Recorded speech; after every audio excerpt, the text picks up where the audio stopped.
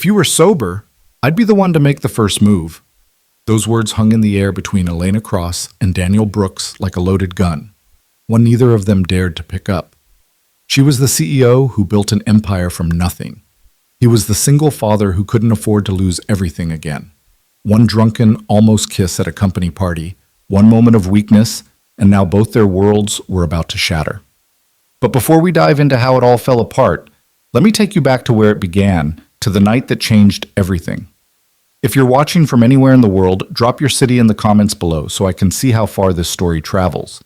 Hit that like button and let's get started. Daniel Brooks stood in the hallway of the Sterling Industries Tower at 11:47 on a Friday night, his reflection ghosting across the floor-to-ceiling windows that overlooked the glittering sprawl of downtown. His tie was loosened, his shirt sleeves rolled up to his elbows, and his eyes burned with the kind of exhaustion that came from juggling spreadsheets and bedtime stories in the same day. He shouldn't still be here. Mia had a field trip in the morning, something about a pumpkin patch and hayrides that she'd been talking about for weeks. Mrs. Chen, his neighbor and lifesaver of a babysitter, had agreed to get her ready and to the school on time. But Daniel hated missing these things. He'd already missed so much. 3 years. That's how long it had been since the accident that took his wife, Sarah. 3 years of learning how to braid hair from YouTube videos, how to cook something other than mac and cheese from a box, how to answer questions like, "Where's mommy?" with something that wouldn't break both their hearts all over again. And just when he thought he'd found his footing, when he thought maybe they were going to be okay, his company had folded. Budget cuts, they'd said. Restructuring. 23 people let go in a single afternoon, and Daniel Brooks, junior financial analyst and father of one, was among them. For 2 months, he'd sent out resumes while Mia watched cartoons. For 2 months, he'd smiled through interviews while calculating how many more weeks the savings would last. For 2 months, he'd barely slept. And then Elena Cross had called him herself. Not HR, not some recruiter. The CEO of Sterling Industries, Forbes 30 Under 30, TED Talk sensation, the woman who'd taken her father's failing tech company and transformed it into a multi-billion-dollar empire, had personally offered him a position as senior financial strategist. It felt like a miracle. It felt like a mistake. "Brooks, you still here?" Daniel turned to find Marcus Chen leaning against the door frame of the conference room, jacket slung over one shoulder, his normally pristine appearance slightly rumpled. Marcus was one of the senior VPs, a guy who'd been with Sterling since the early days, back when Elena was still fighting her board for every decision. "Just finishing up the quarterly projections," Daniel said, gesturing toward his laptop, still open on the conference table. "Wanted to make sure everything was clean before the board meeting Monday." Marcus laughed, shaking his head. "You know, most people would have left hours ago, right? The party downstairs ended at 10. I heard the music," Daniel admitted. Sterling's annual autumn gala, champagne, hors d'oeuvres, networking that Daniel had exactly zero interest in. He'd made an appearance, shook the necessary hands, then slipped away the moment it was acceptable. "Elena's still down there," Marcus said, something strange in his voice, "holding court with the investors. You know how she gets." Daniel did know. In the 6 months he'd worked here, he'd learned that Elena Cross was brilliant, demanding, and completely unwilling to accept anything less than perfection, from herself or anyone else. She was 32 years old and commanded boardrooms full of men twice her age. She wore power suits like armor and could dismantle a bad business proposal in 3 sentences or less. She also worked longer hours than anyone Daniel had ever met, including himself. "I should get going anyway," Daniel said, closing his laptop. "Early morning tomorrow." "Mia?" Marcus asked. He'd met Daniel's daughter once, when she'd had to come to the office during a babysitter emergency. She'd charmed half the executive floor by drawing pictures of everyone and insisting that Marcus looked like a superhero. "Field trip," Daniel confirmed, smiling despite his exhaustion. "Pumpkins and hay bales. The important stuff." Marcus's expression softened. "You're a good dad, Brooks. Don't let this place make you forget that." There was weight to those words, something unspoken that Daniel didn't quite catch. Before he could ask, Marcus clapped him on the shoulder and headed toward the elevators, leaving Daniel alone with the city lights and the distant hum of the building's late-night cleaning crew. He should go home. He should pack up his things, catch the subway, relieve Mrs. Chen, and check on Mia one more time before crashing for a few hours of sleep. Instead, he found himself walking toward the executive stairwell, the one that led down to the penthouse conference level where the gala had been held. He told himself he was just taking a different route, that he wasn't looking for anyone in particular. He was a terrible liar, even to himself. The penthouse level was mostly dark when he emerged from the stairwell, the catering staff long gone, chairs stacked along the walls. The floor-to-ceiling windows here offered an even more spectacular view, the kind of view that made you feel like you were floating above the world, untouchable and infinite. And there, silhouetted against those windows, was Elena Cross. She'd kicked off her heels. Daniel could see them abandoned near one of the tables, and she stood barefoot on the marble floor, one hand pressed against the glass, her dark hair falling loose from whatever style it had been pinned into earlier. She still wore her gown, something sleek and midnight blue that probably cost more than Daniel's monthly rent. She looked small, standing there alone, vulnerable in a way that Elena Cross never allowed herself to be during business hours. Daniel should leave, should turn around right now and pretend he'd never seen this private moment. "I can hear you thinking from here, Brooks." Her voice carried across the empty space, not turning around. Daniel's heart did something complicated in his chest. "Sorry," he said, taking a few steps closer. "I was just heading out. Didn't mean to intrude." "You're not." She finally turned and Daniel could see that her eyes were bright, too bright. The champagne, he realized. He'd seen her with a glass earlier, then another. "You're never an intrusion. You're one of the only people in this building who doesn't want something from me." That wasn't entirely true, but Daniel didn't correct her. What he wanted from Elena Cross wasn't something he could ask for, wasn't something he had any right to want in the first place. "How was the party?" he asked instead, keeping his distance, keeping things professional. Elena laughed, the sound sharp and slightly bitter. "Exhausting, productive, the usual performance." She gestured vaguely at the empty room. 23 investors, each one convinced they're the reason we're successful, each one ready to pull funding the moment we show any weakness. "We're not weak," Daniel said automatically, and Elena's smile shifted into something more genuine. "No," she agreed, "we're not. Thanks in part to you, actually. That projection model you built last month? It bought us 6 months of breathing room with the Singapore account." Pride bloomed warm in Daniel's chest, but he kept his expression neutral. "Just doing my job." "You're doing it better than most." Elena moved away from the window, padding barefoot across the marble toward the bar that had been set up for the event. "Want a drink? I promise I won't tell HR that I corrupted you." "I should really—" "One drink, Brooks. Humor me. It's been a long night, and I could use the company." She was already pouring 2 glasses of something amber and expensive looking. "Unless you have somewhere else to be." He did. He absolutely did. "One drink," Daniel heard himself say. Elena handed him a glass and their fingers brushed, just for a second, just enough for Daniel to notice how cold her hands were despite the warmth of the room. She settled onto one of the leather couches that ringed the conversation area, tucking her feet under her in a gesture so casual, so unlike the controlled CEO persona she wore like armor, that Daniel felt something crack in his chest. He sat across from her, maintaining the safe distance of the coffee table between them. "Tell me about Mia's field trip," Elena said, surprising him. "You mentioned it earlier this week." Daniel blinked. "You remember that?" "I remember most things." She sipped her drink, watching him over the rim of the glass. "Hazard of the job. So? Pumpkins?" Despite himself, Daniel smiled. "Pumpkins and a petting zoo, apparently. She's been planning her outfit for days. Currently it involves her fairy wings and rain boots." "Sounds perfect," Elena said softly. "She's lucky to have you." "I'm lucky to have her," Daniel corrected. "She's the only thing that kept me going after—" He stopped, not sure why he was saying this, why it felt safe to say it here in this dimly lit room with this woman who barely knew him. "After your wife died," Elena finished gently. "I know. I read your file." Of course she had. Elena Cross didn't hire anyone without knowing everything about them first. "I'm sorry," she added. "That must have been impossibly hard." "It was." Daniel stared into his glass, watching the light refract through the liquid. Some days it still is, but Mia makes it worth it, makes everything worth it. When he looked up, Elena was watching him with an expression he couldn't quite read, something raw and aching and quickly hidden behind her usual composure. I admire that, she said.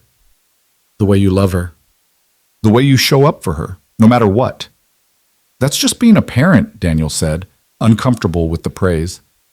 No, Elena said quietly. It's not. Trust me. There was a story there Daniel could tell. Something in the way her shoulders tensed, the way her fingers tightened around her glass. But before he could ask, Elena stood abruptly, moving back to the windows. Do you ever feel like you're living someone else's life? She asked, her back to him. Like you made a series of choices that made perfect sense at the time, and now you're here, and you look around and think, is this really what I wanted? Daniel stood slowly, setting down his glass. Are we still talking about you?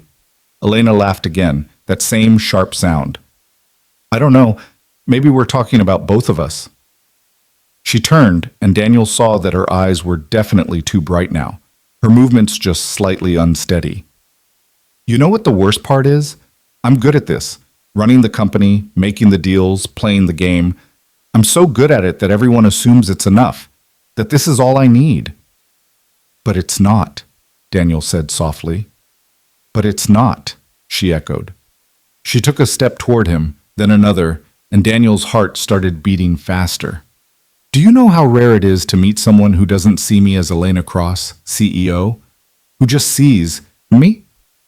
Elena, you do that, she continued, closing the distance between them until she was close enough that Daniel could smell her perfume, something subtle and expensive that made his head swim. You see me, and I hate it because it makes me want things I can't have, things I've spent 10 years convincing myself I don't need. She was drunk. Not falling down drunk, but enough that her carefully constructed walls were crumbling, enough that Daniel could see the loneliness underneath all that power and success. And heaven help him, he understood it, because he saw her too, and he'd been trying not to for 6 months straight. You should sit down, he said, even though his voice came out rougher than intended. Have some water, I'll call your driver. I don't want my driver, Elena said, swaying slightly. I don't want to go home to my empty apartment and my empty bed and pretend that I'm fine with being alone. She reached up, her hand trembling slightly as she touched his face, just her fingertips against his jaw, barely any pressure at all. Daniel stopped breathing. You know what I want? Elena whispered, and she was so close now that he could count the gold flecks in her brown eyes. I want to stop thinking for 5 minutes. I want to stop being the person everyone needs me to be. I want... She leaned in, rising on her toes, and Daniel's hands came up automatically, catching her gently by the shoulders, holding her steady, holding her back. Elena, he said, and his voice was shaking now too. Stop. She froze, confusion and hurt flashing across her face.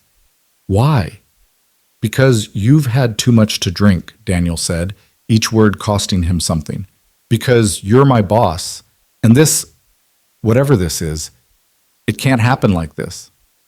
I'm not that drunk, Elena protested, but even she didn't sound convinced. Drunk enough, Daniel said. His hands were still on her shoulders, and he forced himself to let go, to step back, to put necessary space between them. Listen to me. If you were sober, if you were completely sober and you still wanted this, I'd be the one to make the first move. Do you understand? I'd be the one, because He stopped himself before he could finish that sentence, before he could admit something that would destroy them both. Elena stared at him, her eyes wide and wounded and starting to clear as reality crashed back in. Oh, she whispered. Oh, God. Daniel, I... Don't, he said quickly. We're going to forget this happened. You're going to sit down, drink some water, and I'm going to call your driver. And Monday morning, we're going to be professional. We're going to be colleagues. Nothing more. But nothing more, Daniel repeated more firmly. I can't lose this job, Elena. I can't afford to lose it, and neither can Mia. So we're going to pretend this never happened. Okay? Elena looked like she wanted to argue, wanted to push back, but something in his expression must have convinced her. She nodded slowly, wrapping her arms around herself. Okay, she whispered. Okay, I'm sorry. I'm so sorry. Me too, Daniel said, and he meant it more than she could possibly know. He found a bottle of water, made sure she drank it, called her driver, and waited with her, at a careful, professional distance, until the car arrived. She didn't speak again, just gathered her shoes and her dignity and walked out of the penthouse level like nothing had happened, like she hadn't just shattered every carefully maintained boundary between them. Daniel waited until the elevator doors closed before he let himself slump against the wall, his hands shaking, his heart racing, his entire body screaming at him for being an idiot. If you were sober, I'd be the one to make the first move. What the hell had he been thinking saying that? Admitting that? He knew what he'd been thinking. He'd been thinking about 6 months of late-night conversations while they worked through budget projections. 6 months of noticing the way she tucked her hair behind her ear when she was concentrating, the way she smiled when she thought no one was watching, the way she asked about Mia like she genuinely cared. 6 months of falling for someone completely, impossibly out of his reach. And now he'd gone and ruined it. Because Elena would remember this. Drunk or not, she'd remember Monday morning, and things would be weird, and eventually she'd realize that having Daniel Brooks around was more trouble than it was worth. She'd find a reason to let him go, and he'd be back where he started, unemployed and desperate, and trying to explain to his 5-year-old why they had to move again. Daniel pushed off the wall and headed for the stairs, too agitated for the elevator. His phone buzzed in his pocket, and he pulled it out to find a text from Mrs. Chen. Mia's asleep. No rush getting home. Hope the party wasn't too awful. Too awful didn't begin to cover it. Daniel made it to the ground floor, through the lobby with its marble and its glass and its false promises of stability, and out into the October night. The air was crisp and cold, cutting through his dress shirt and shocking him back to reality. He told himself when he took this job that he'd be smart about it, that he'd work hard, keep his head down, and build something stable for Mia. He'd promised himself he wouldn't make any stupid decisions, wouldn't take any unnecessary risks. And what had he done instead? He'd gone and fallen for his boss. Not just his boss, Elena Cross, a woman so far beyond his reach that it would be laughable if it weren't so pathetic. The subway was nearly empty at this hour, just a few other late-night workers and a couple of college kids heading home from parties. Daniel found a seat and stared at his reflection in the dark window, seeing someone who looked older than 35, tired in a way that sleep couldn't fix. Sarah used to tell him he worried too much, that things had a way of working out if you just trusted the universe a little. But Sarah was gone, and the universe had already taken so much that Daniel couldn't afford to trust it anymore. His phone buzzed again. Another text, but not from Mrs. Chen this time. Unknown. Number. I remember what you said about making the first move. I'll remember Monday morning too. Daniel stared at the message for 3 stops, his heart doing complicated things in his chest. She remembered. She'd remember Monday. He should feel relieved, should feel grateful that she was acknowledging what happened, that maybe they could move past it professionally. Instead, all he felt was a sick sense of dread, because he absolutely knew, that Monday morning was going to change everything. The weekend passed in a blur of normal moments that felt anything but normal. Saturday morning, Daniel took Mia to her field trip and smiled through all the right moments, watching her chase chickens in the petting zoo, helping her pick the perfect pumpkin, laughing when she got hay in her hair. He took pictures and made jokes with the other parents and pretended that his entire world wasn't teetering on the edge of disaster. That night, after Mia was asleep, he pulled up his resume and stared at it for an hour before closing the laptop without making any changes. What was the point? Even if he started looking now, it would take months to find something else. And in the meantime, he had bills to pay and a daughter to feed and no safety net to fall back on. Sunday, he took Mia to the park and pushed her on the swings until his arms ached, grateful for the distraction, grateful that she was 5 years old and innocent and had no idea that her father was falling apart. "Higher, Daddy!" she shrieked, her laughter bright and perfect and everything worth protecting. "Any higher and you'll hit the clouds," Daniel teased, but he pushed harder anyway. "I wish Mommy could see me," Mia said suddenly, her voice cutting through the autumn air like a knife. Daniel's hands faltered on the swing, and he had to force himself to keep the rhythm steady. She can see you, sweetheart. She's always watching. Do you think she's proud of me? Mia asked, and Daniel's heart cracked clean open. She's so proud of you, he said, his voice thick. So proud. And so am I. Mia twisted around to look at him, her dark hair, Sarah's hair, flying around her face. Are you sad, Daddy? No, baby. I'm happy. I'm with you, aren't I? Mia seemed satisfied with that answer, turning back around and demanding to be pushed higher. Daniel obliged, blinking back the burn in his eyes, focusing on the simple mechanics of the moment. Push, release, repeat. If only everything else in life could be that simple. Monday morning arrived with the kind of crisp, clear weather that felt like mockery. Daniel woke up before his alarm, showered, dressed in his best suit, armor, he thought grimly, and made Mia her favorite breakfast, even though his stomach was in knots. You look fancy, Mia observed, swinging her legs from her chair at their tiny kitchen table. Is today special? Just another Monday, Daniel lied, kissing the top of her head. Mrs. Chen is going to pick you up from school today, okay? I might have to work late. It wasn't true.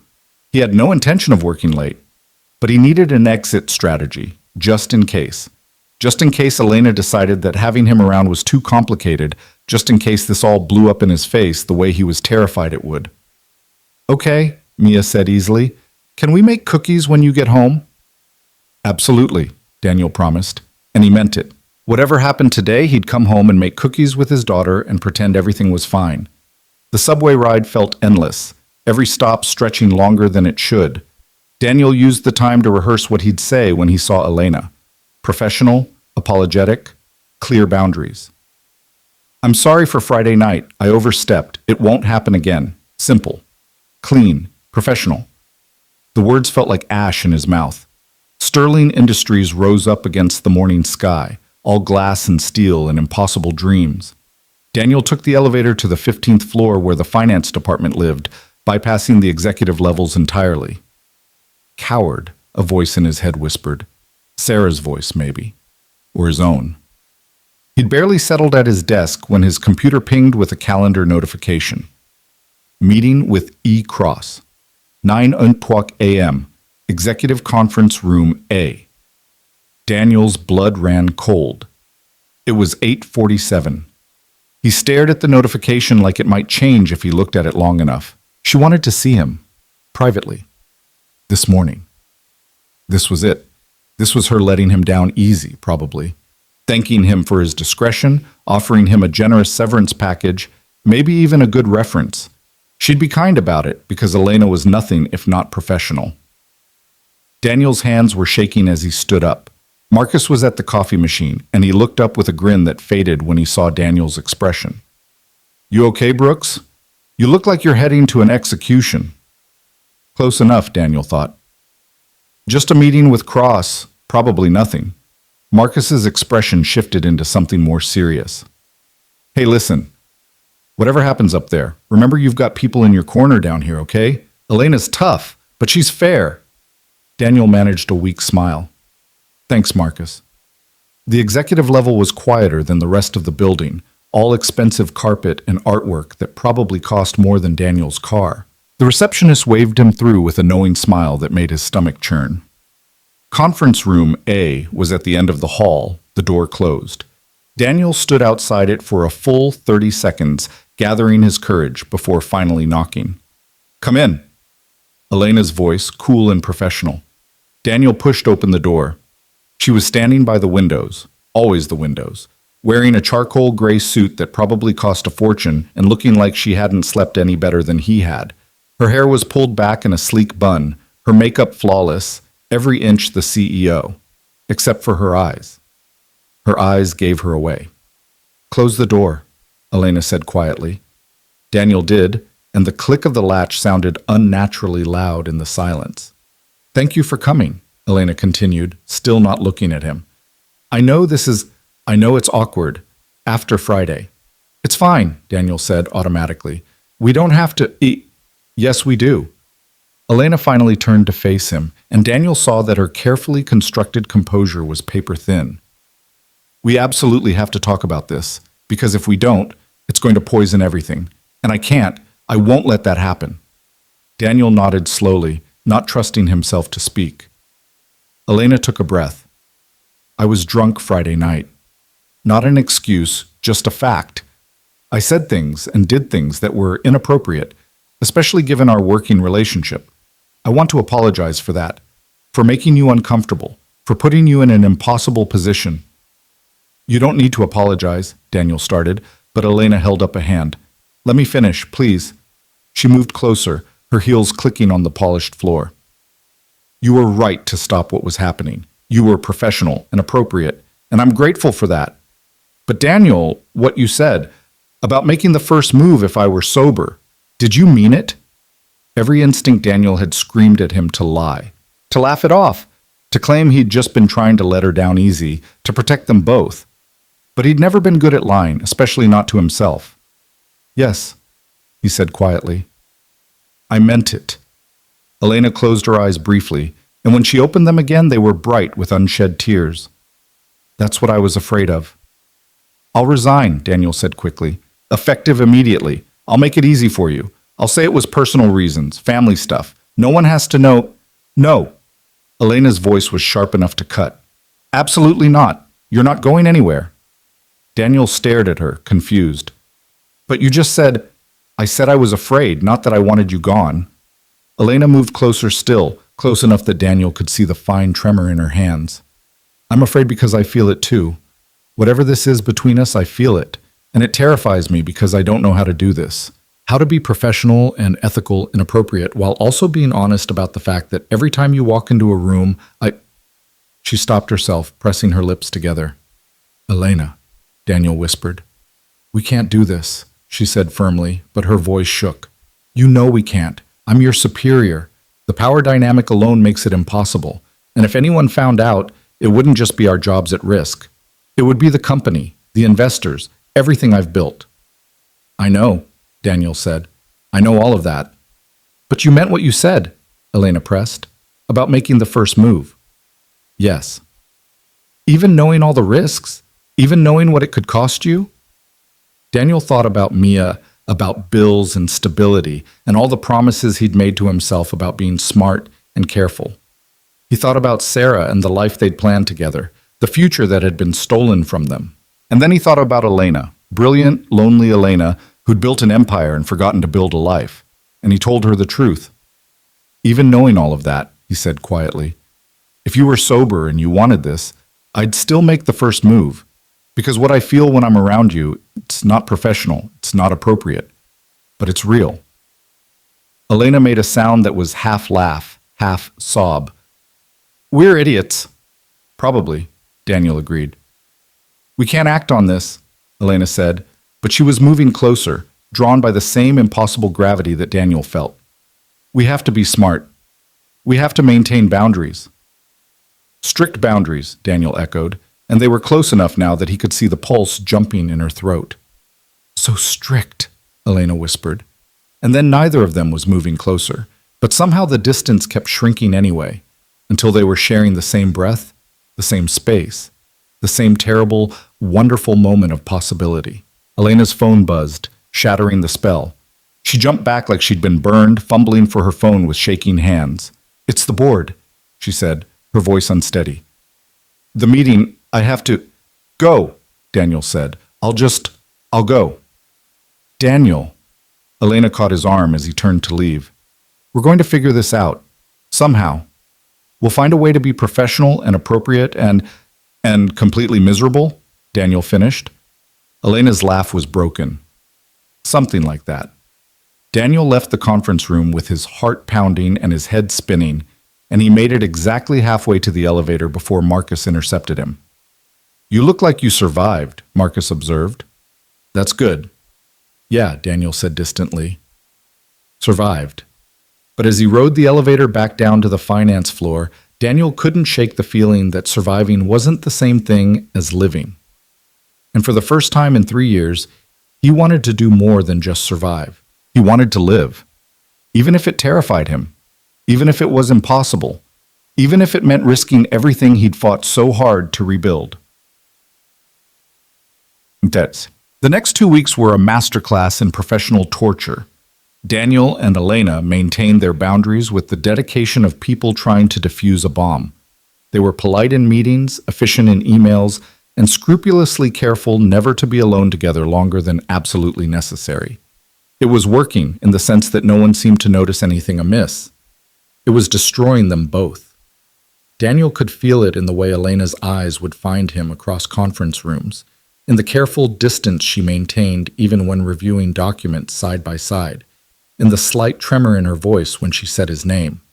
And he knew she could feel it in him too, in the way his breath caught when she walked past, in how he'd started arriving at the office earlier just for the chance of running into her by the coffee machine, and how he volunteered for every project that might mean a few more hours of working alongside her. They were following the rules. They were being professional. They were both going slowly and sane. "Daddy, you're burning the pancakes," Mia observed one Saturday morning, and Daniel jolted back to reality to find smoke rising from the pan. "Shoot," he muttered, flipping them onto a plate. They were definitely too dark, but Mia just smiled and drowned them in syrup anyway. "You're thinking about work again," she said matter-of-factly. "You think about work a lot now." Daniel's heart clenched. "I'm sorry, sweetheart. Work's just been busy." "Is it the pretty lady? The one from the picture?" Daniel froze. "What pretty lady?" Mia jumped down from her chair and ran to where Daniel's laptop sat on the counter. She pulled up a browser window, Forbes magazine, an article about Elena from last year, and pointed to the photo. "Her," Mia said. "You were looking at her picture the other day. She's really pretty. Is she your boss?" Daniel closed the laptop gently. "Yes, she's my boss. And yes, she's pretty. But I was just reading an article for work." Mia gave him a look that was far too knowing for a 5-year-old. "Do you like her?" "It's complicated, baby." "Mommy would want you to be happy," Mia said seriously. "She told me before she went to heaven. She said you deserved to be happy." Daniel pulled his daughter into his arms, holding her tight against the sudden ache in his chest. "When did she tell you that?" "I don't remember exactly," Mia admitted, her voice muffled against his shirt. "But I remember she said it. She said you were the best person she knew, and that you should find someone who knows it too." Daniel had to close his eyes against the burn of tears. Sarah had known she was dying, had known she was leaving them, and she'd spent her last days trying to make sure they'd be okay without her.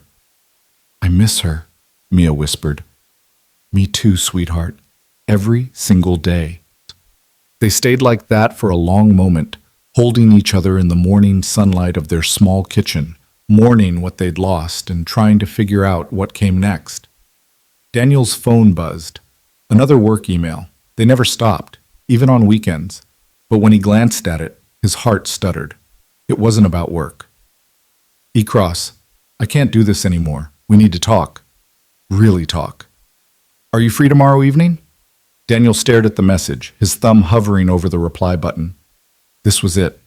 This was Elena calling off whatever fragile détente they'd maintained, or pushing for something more, or... He didn't know. But he knew he couldn't keep going like this, caught in limbo, wanting something he couldn't have. D. Brooks. "Mia has a sleepover tomorrow. I'll be free by 7. The response came immediately. "My place. I'll send you the address." And just like that, the careful boundaries they'd built started to crumble. Elena's apartment was nothing like Daniel expected. He'd imagined something sleek and minimalist, all chrome and leather and expensive art that nobody really understood. Instead, when she opened the door Sunday evening at 7:15, he found himself looking into a space that was warm and lived in, with soft lighting and bookshelves that sagged under the weight of actual books, not just decorative spines. "You look surprised," Elena said, stepping back to let him in. She was wearing jeans and a soft gray sweater, her hair loose around her shoulders, and Daniel had to remind himself to breathe. "I guess I expected something more." "Corporate?" Elena supplied, a hint of amusement in her voice. "Everyone does. Come in. I made coffee, unless you'd prefer something stronger." "Coffee's fine," Daniel said, though his hands were already shaking enough without caffeine. He followed her through the entryway into an open living space that looked out over the city. There were plants on the windowsills, photographs on the walls, a blanket draped over the couch like someone actually used it. It looked like a home. It looked like Elena had a life outside the office, even though Daniel had started to suspect she didn't. Mia got off to her sleepover okay? Elena asked, pouring 2 mugs of coffee in the kitchen. Daniel nodded, surprised she remembered. Yeah, she was so excited she forgot to say goodbye, just grabbed her sleeping bag and ran. Good. Elena handed him a mug and gestured toward the couch. Sit, please. You're making me nervous standing there like you're ready to bolt. Daniel sat, though she wasn't wrong about the bolting. Every instinct he had was screaming that this was a bad idea, that being here alone with Elena in her personal space was crossing a line they couldn't uncross. Elena settled into the armchair across from him, curling her legs under her in that same casual gesture from the gala, and Daniel felt something twist in his chest. This was the real Elena, he realized. Not the CEO in the power suit, but the woman who read books and kept plants alive and looked impossibly young sitting there in her bare feet. So, Elena said, wrapping her hands around her mug, we need to talk about what's happening between us. Do we? Daniel asked, and immediately regretted how defensive it sounded. I mean, we've been professional. We've maintained boundaries. Maybe we should just keep pretending? Elena's voice was soft but firm. Keep dancing around each other until one of us breaks? Because that's what's going to happen, Daniel. I can feel it. Can't you? Daniel stared into his coffee, seeing his distorted reflection in the dark surface. Yes, he admitted quietly. I can feel it. I haven't been able to stop thinking about what you said, Elena continued, about making the first move if I were sober. And the thing is, I am sober now, completely sober, and I still... She stopped, took a breath. I still want to know what would happen if we stopped fighting this. Daniel's heart was pounding so hard he was sure she could hear it. Elena, you know why we can't. The power dynamic, the company, everything you said before is still true. I know, Elena said. But I've been thinking about that too, and I realized something. The power dynamic exists because I'm your direct superior, but what if I wasn't? Daniel looked up sharply. What are you saying? I'm saying I could transfer your reporting line to Marcus. He's a VP, he has the authority, and it would make sense from an organizational standpoint anyway. The finance team is getting big enough that it should split. Elena leaned forward, her expression intense. It wouldn't eliminate all the complications, but it would remove the most problematic one. You'd do that? Daniel asked, his voice rough. Restructure the department just so we could, what, date? Is that what this is? I don't know what this is, Elena admitted, but I know I want to find out, and I know that I haven't felt this way about anyone in... She laughed, the sound slightly bitter. Ever, actually. I've never felt this way about anyone ever, which is probably pathetic for someone my age, but there it is. Daniel set down his coffee before he could spill it. His hands were shaking worse now, and it had nothing to do with caffeine. You can't make business decisions based on personal feelings. That's exactly the kind of thing that could blow up in your face. It's not just personal feelings, Elena countered. The restructure makes sense regardless. I've been considering it for months. This would just be accelerating the timeline. And if it doesn't work out between us, if we try this and it falls apart, Elena's expression softened. Then we'll deal with it like adults. We'll be professional and appropriate, and we'll move forward. But Daniel, we're already miserable. We're already spending every day trying not to look at each other, trying not to feel what we're feeling. How is that better than taking a chance? She had a point. Daniel hated that she had a point. I have a daughter, he said, and his voice cracked slightly on the words. I have a 5-year-old daughter who's already lost her mother. I can't bring someone into her life unless I'm sure, unless I know it's going to last. You can never know that, Elena said gently. Sarah proved that, didn't she? You can't control the future no matter how careful you are. The mention of Sarah should have felt like a violation, but somehow it didn't. Somehow it just felt honest. Tell me about her, Elena said. About Sarah. Tell me what happened. Daniel hadn't talked about Sarah, really talked about her, with anyone since she died. The grief counselor had tried, Mia's pediatrician had tried, well-meaning friends had tried, but Daniel had kept it locked away, too raw, too painful. But here, in Elena's warm apartment with the city lights spreading out below them, the words started coming. She was a teacher, he said quietly. 3rd grade. She loved it, loved those kids like they were her own. She used to bring home their drawings and put them on our fridge, tell me stories about their day. He smiled despite the ache in his chest. She was driving home from a parent-teacher conference when it happened. Drunk driver ran a red light. She died instantly. They told me she didn't suffer, like that was supposed to make it better. Elena's eyes were bright with unshed tears. How did you survive it? Mia, Daniel said simply. Mia needed me. So I survived. I got up every morning and made breakfast and braided hair and read bedtime stories, and I survived. And eventually, the surviving started to feel a little bit like living again. And now? Elena asked softly. Now I'm terrified, Daniel admitted. I'm terrified of feeling this way about someone again. I'm terrified of what it could cost if I'm wrong. I'm terrified of hurting Mia, of losing my job, of... He laughed shakily. Of everything, basically. Elena set down her own coffee and moved to the couch beside him, close but not touching. Can I tell you something about why I understand? Daniel nodded. My father built Sterling Industries from nothing, Elena began, her voice distant. He was brilliant and driven and completely absent as a parent. My mother left when I was 7, just packed her bags one day and decided she'd rather be anywhere but here. And my father's solution was to hire nannies and throw himself into work even harder. She pulled her knees to her chest, making herself smaller. I learned early that stability was an illusion, that people left, that love was conditional, that the only thing you could really count on was yourself and your own success. So I became my father's daughter. I worked harder than anyone else. I never let myself need anything or anyone, and I built a life that looked perfect from the outside. But it's lonely, Daniel said quietly. It's so lonely, Elena whispered. And then you walked into my office 6 months ago, and you looked at me like I was a person instead of a position. You asked about my day, you remembered things I said, you made me laugh. And I started to realize that maybe I'd built the wrong kind of life. Daniel's hand found hers without him consciously deciding to move. Their fingers intertwined, and Elena let out a shaky breath. I'm terrified too, she said.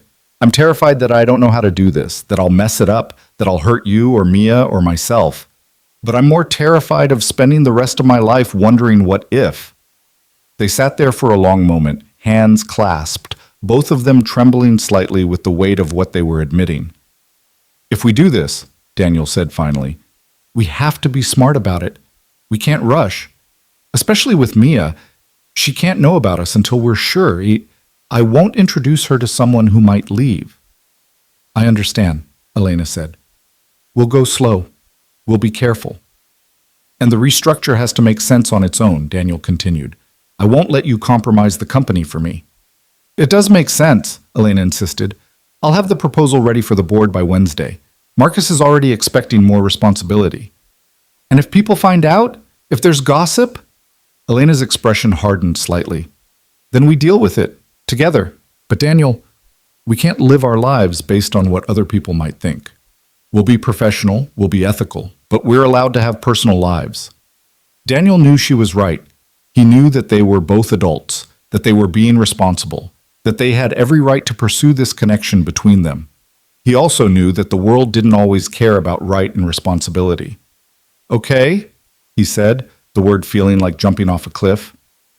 Okay, we'll try this slowly, carefully. Elena's smile was like sunrise. Yeah? Yeah, Daniel confirmed. And then he was smiling too, despite the fear, despite the uncertainty. But I meant what I said, about making the first move. Did you? Elena's voice had gone soft, teasing. I did. Daniel lifted his free hand slowly, giving her every chance to pull away. He brushed his fingers along her jaw, the same way she'd touched him at the gala, and watched her eyes flutter closed. If this is real, if we're really doing this, then I want to do it right. Daniel, do you want this? He asked, his thumb tracing the line of her cheekbone. Completely sober, completely certain. Do you want this? Elena opened her eyes, and they were clear and bright and full of something that made Daniel's breath catch. Yes, she whispered. Yes, I want this. I want you. Daniel leaned in slowly, watching her face, looking for any sign of hesitation. He saw none. And when his lips finally met hers, soft and careful and achingly gentle, it felt like the most natural thing in the world. The kiss was nothing like what had almost happened at the gala. There was no alcohol blurring the edges, no desperation, no pretending this was anything other than what it was. A choice. A deliberate, terrifying, wonderful choice. Elena's hand came up to curl into his shirt, pulling him closer, and Daniel let himself get lost in it for just a moment, lost in the softness of her mouth, the warmth of her body, the small sound she made when he deepened the kiss slightly. When they finally pulled apart, both breathing hard, Elena rested her forehead against his. "We're really doing this," she said, wonder in her voice. "We're really doing this," Daniel agreed. "Slowly." Elena laughed. "Right, slowly, very slowly." She kissed him again, and it was several minutes before either of them remembered what slowly meant. Eventually they migrated to opposite ends of the couch, maintaining a careful distance that lasted approximately 5 minutes before Elena's feet ended up in Daniel's lap and his hands settled on her ankles like they belonged there. They talked for hours. About everything and nothing, childhoods and college years, favorite books and terrible movies, dreams they'd given up on and dreams they were too scared to pursue. Elena told him about the first time she'd walked into the Sterling Industries boardroom as CEO, 24 years old and terrified she'd fail. Daniel told her about Mia's first day of kindergarten, how she'd marched in like she owned the place and left him standing in the hallway trying not to cry.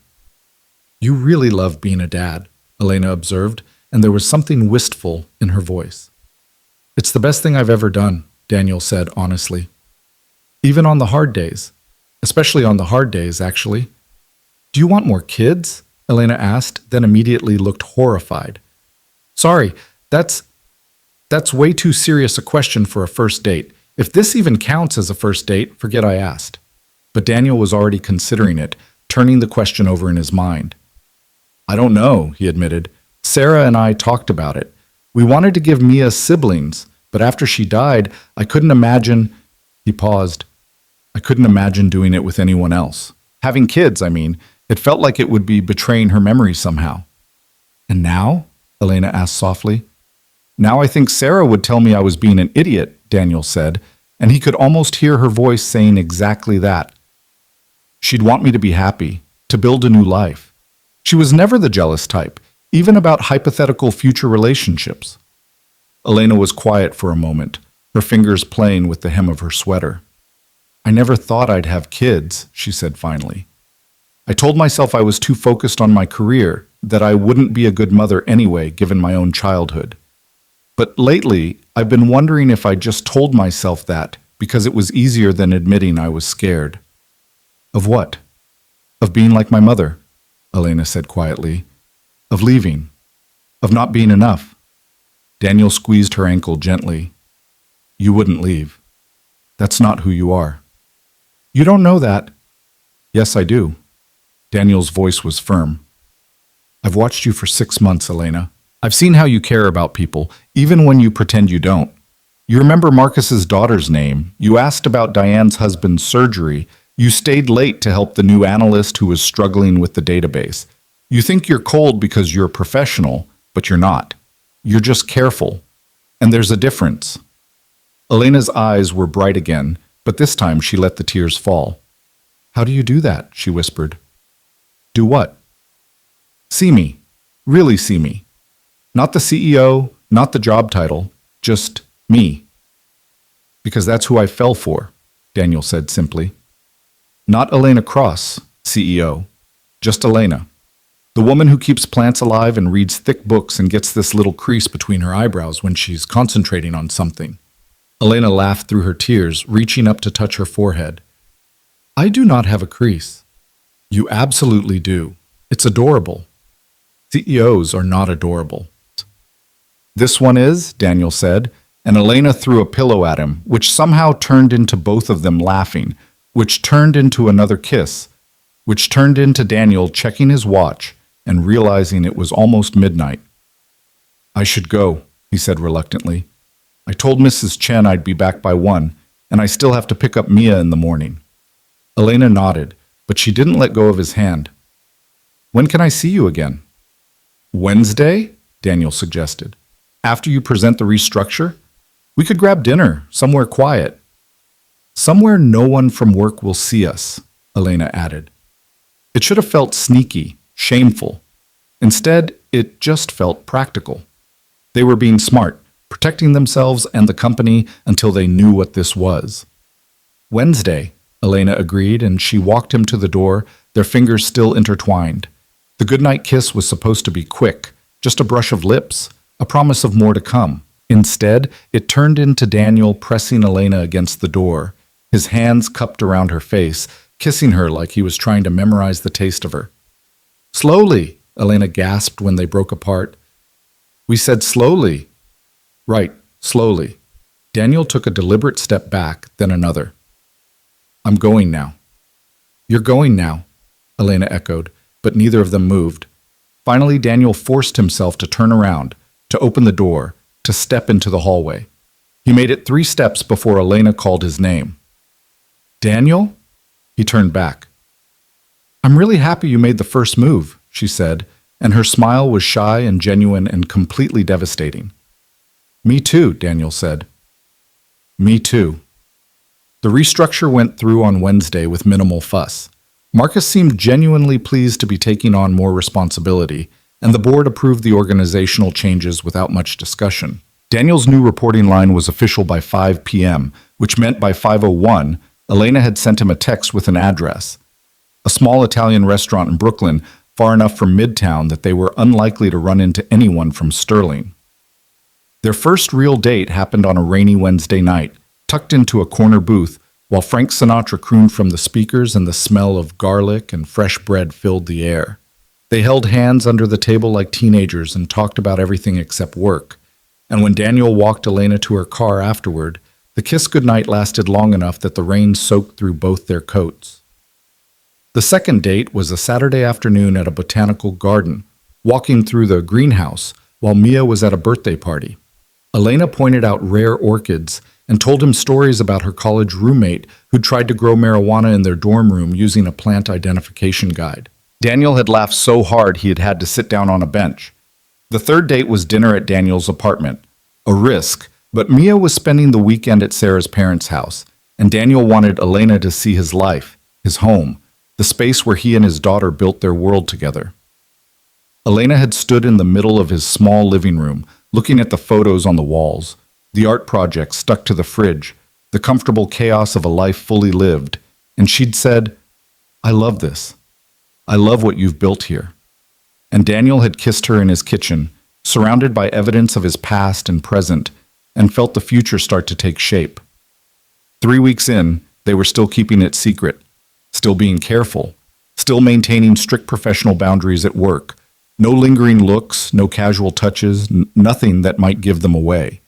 It was harder than Daniel expected. Every meeting was an exercise in restraint, every email carefully worded to be completely neutral. He wanted to tell Marcus, wanted to tell someone, but they'd agreed to wait, to be sure.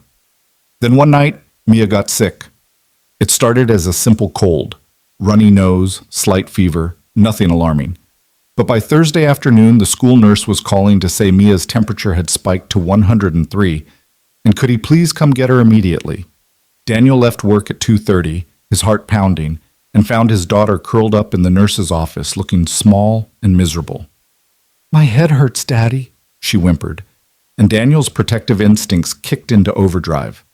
He got her home, got her settled on the couch with her favorite blanket and a cool cloth on her forehead. He called the pediatrician, who said it was probably just a virus, but to monitor her overnight and bring her in the morning if she wasn't better. By midnight, Mia's fever had climbed to 104, and she was barely responsive. Daniel called 911 with shaking hands. The ambulance ride was a blur. Lights and sirens and a paramedic telling him to stay calm while his entire world reduced down to his daughter's flushed face and labored breathing. At the emergency room, they whisked her away for tests while Daniel filled out paperwork with numb fingers, his phone buzzing with increasingly frantic texts from Mrs. Chen. He didn't even think about calling Elena until 2 in the morning, sitting alone in the waiting room while they ran more tests on Mia. She answered on the first ring. "Daniel, what's wrong?" "Mia's in the hospital," he said, and his voice cracked. "She has a fever they can't get down, and they're talking about meningitis or sepsis or... Elena, I can't lose her. I can't." "Where are you?" Elena's voice was sharp, focused. "Which hospital?" "Mount Sinai, the pediatric emergency department." "But you don't have to. I'm on my way," Elena said, and hung up before he could protest. She arrived 20 minutes later wearing jeans and a sweatshirt, her hair pulled back in a messy bun, and when Daniel saw her rushing through the emergency room doors, something in his chest broke open. "Any news?" she asked, sitting down beside him and taking his hand without hesitation. "They're still running tests," Daniel said. "The doctor said it could be a severe reaction to a virus, or it could be something worse. They don't know yet." Elena squeezed his hand. "She's going to be okay. Mia's a fighter." "You don't know that," Daniel said, and he could hear the hysteria creeping into his voice. "Sarah was fine 1 minute and gone the next. What if this is how I lose Mia too? What if I can't protect her?" "Daniel, look at me." Elena turned his face toward hers, her eyes fierce. "You are an incredible father. You've kept Mia safe and happy for 3 years on your own. This is not your fault.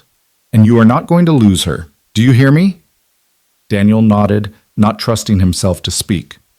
They sat there together, hands clasped, while doctors came and went with updates. The tests were taking time.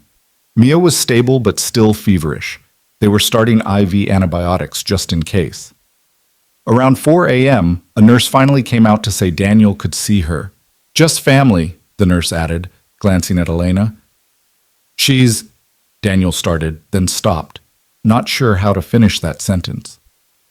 "I'll wait here," Elena said softly, letting go of his hand. "Go see your daughter." Daniel found Mia in a small room, hooked up to monitors and an IV, but her eyes were open and clear. "Daddy?" she said, her voice hoarse but present, and Daniel had to press his fist against his mouth to keep from sobbing. "Hey, baby girl," he managed, sitting carefully on the edge of her bed. "How are you feeling?" "Tired," Mia said, "and my head still hurts. But the medicine is helping, I think." "That's good. That's really good." Mia was quiet for a moment, then asked, "Is the pretty lady here?" Daniel's heart skipped. "What pretty lady?" "From your phone," Mia said. "The one you look at sometimes, the boss lady." Of course she'd noticed. Kids noticed everything. "Her name is Elena," Daniel said carefully. "And yes, she's here. She came to keep Daddy company while you were getting better." "That's nice of her," Mia said, then yawned hugely. "Can I meet her?" "Maybe when you're feeling better," Daniel hedged. "Right now you need to rest." But Mia was already drifting off again, her small hand curled around Daniel's fingers, and he sat there watching her breathe until the sky started to lighten outside the window. The diagnosis came at 7 a.m., a severe case of influenza that had temporarily affected Mia's neurological function, causing the high fever and altered consciousness. Scary, but treatable. She'd need to stay in the hospital for a day or two for monitoring and IV fluids, but the doctor was confident she'd make a full recovery.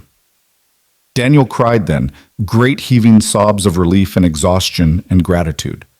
When he finally pulled himself together enough to go back to the waiting room, he found Elena exactly where he'd left her, now with 2 cups of terrible hospital coffee and a stuffed elephant that she'd apparently sweet-talked from the gift shop before it opened.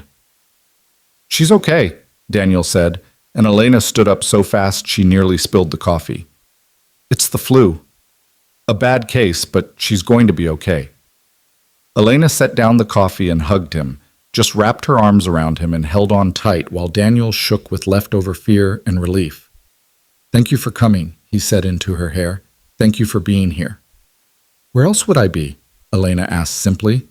And that was when Daniel knew. When he absolutely, completely knew that this wasn't just dating, wasn't just seeing where things went.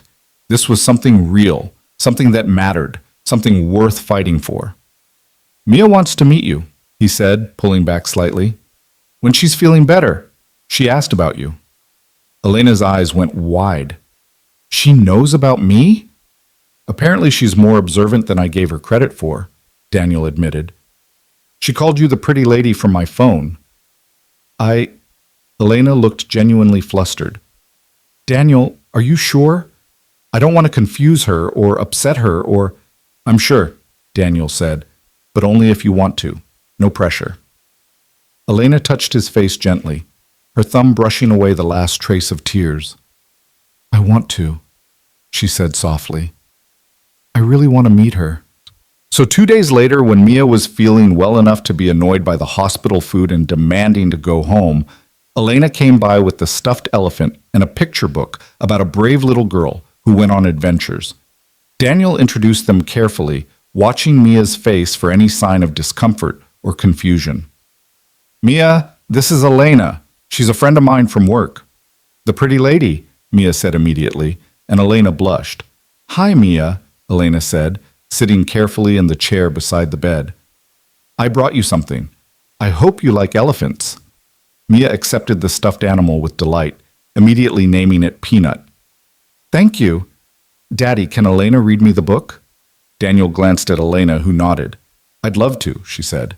And so Daniel stood there, his heart in his throat, watching Elena read to his daughter about adventures and bravery, watching Mia's eyes light up at the silly voices Elena made, watching the two most important people in his life connect like it was the most natural thing in the world.